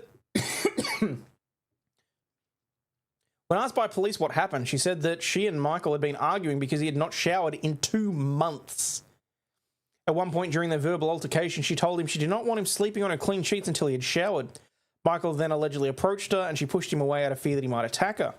According to the complaint, Michael allegedly grabbed his wife by the midsection and her throat. You motherfucker. Kimberly said she was not able to breathe for about 3 seconds. That's enough to kill her. Jesus. As she kept trying to escape her husband, she said that she asked him, "Is this all over a shower?" She told police that her husband then allegedly punched her in the face 3 times with a closed fist. As Kimberly noticed that she was covered in blood, she told police that Michael claimed the blood was his. She ran into the bedroom and attempted to call 911, but he snatched the phone from her. The alleged attack continued as Michael grabbed her left ankle and started twisting it. She said that she kicked him in the groin and ran to the neighbor's house to escape. She called 911 from the neighbor's house and was taken to the hospital for her injuries, including a broken nose. When police questioned Michael, he told them that he and his wife had been arguing that day because he'd not showered in about 3 weeks. And the rest, apparently. He stated that Kimberly was the one who attacked him and he backhanded her once in self-defense.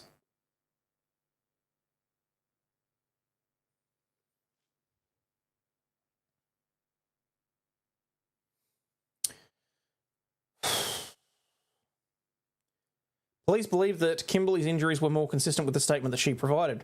According to the complaint, she spoke to police the day after the alleged altercation to inform them that her husband had been diagnosed with delusional episodes and early onset dementia, which she believed were the reason for his violent outbursts. She added that he refused to seek treatment. Michael was booked into Kenosha County Jail after being charged with substantial battery, strangulation, suffocation, domestic abuse, intimidation of a victim, as well as misdemeanor disorderly conduct. All 4 charges have modifiers for alleged crimes against an elderly victim. He remains in custody on a $5,000 cash bond. His next court date was, 4 days ago.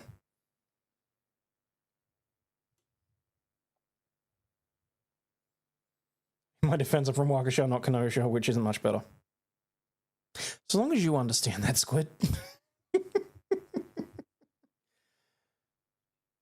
Why can I never close all the tabs to the left? It's always got to be the ones to the right.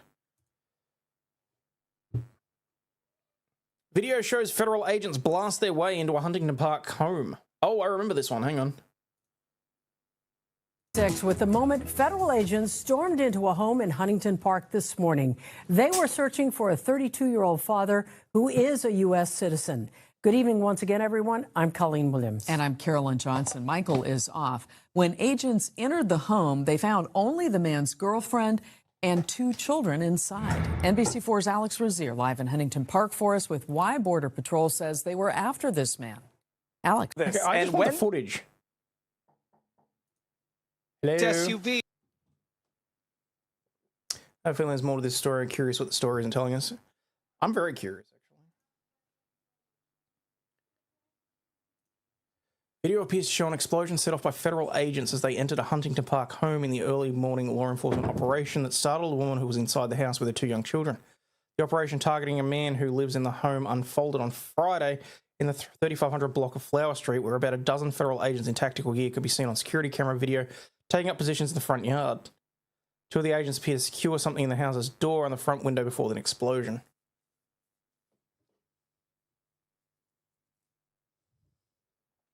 Called flashbangs, a breaching charge, military tech employed on US soil.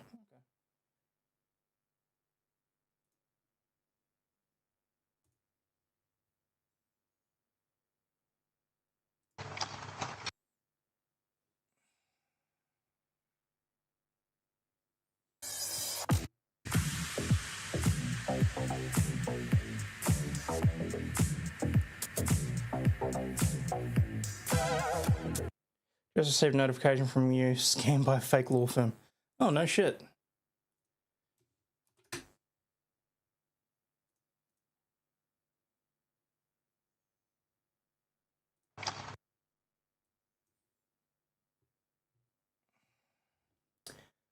Guy was suspected of ramming a car into ICE agents. That's why they went so hard.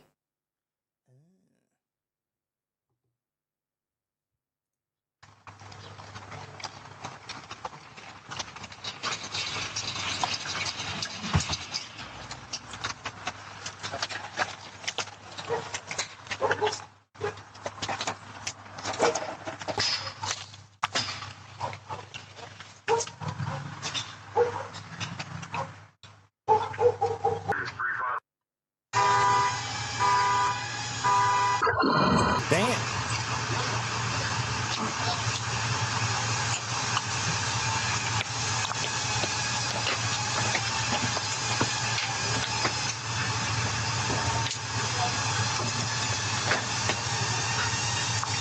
Keep going out. Come out this way, please.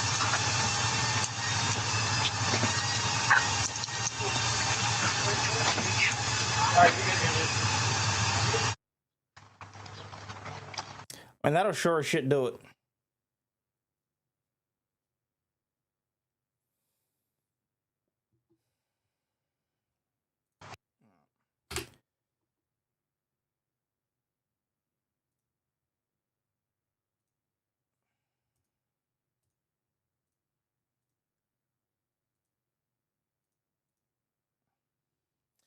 Alright, well, unfortunately that's less than ideal as to how much I got through, but I really do feel like I need to go and sort some shit out. So, anyway,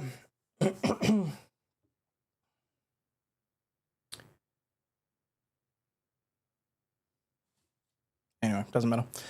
All right, peeps. I will talk to you all later. I think there is a... Let me see if I can redirect anybody.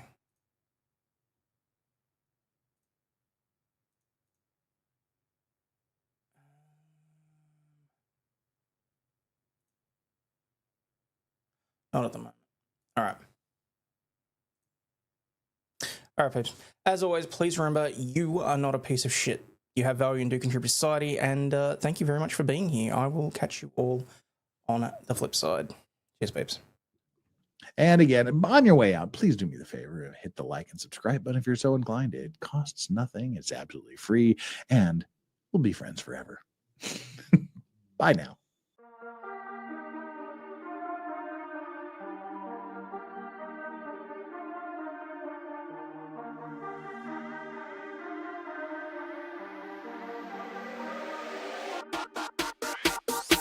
This shit, I'm out. Fuck this shit, I'm out. No thanks. Don't mind me. I'ma just grab my stuff and leave. Excuse me, please. Fuck this shit, I'm out. Nope. Fuck this shit, I'm out. Alright then. I don't know what the fuck just happened, but I don't really care. I'ma get the fuck up out of here. Fuck this shit, I'm out.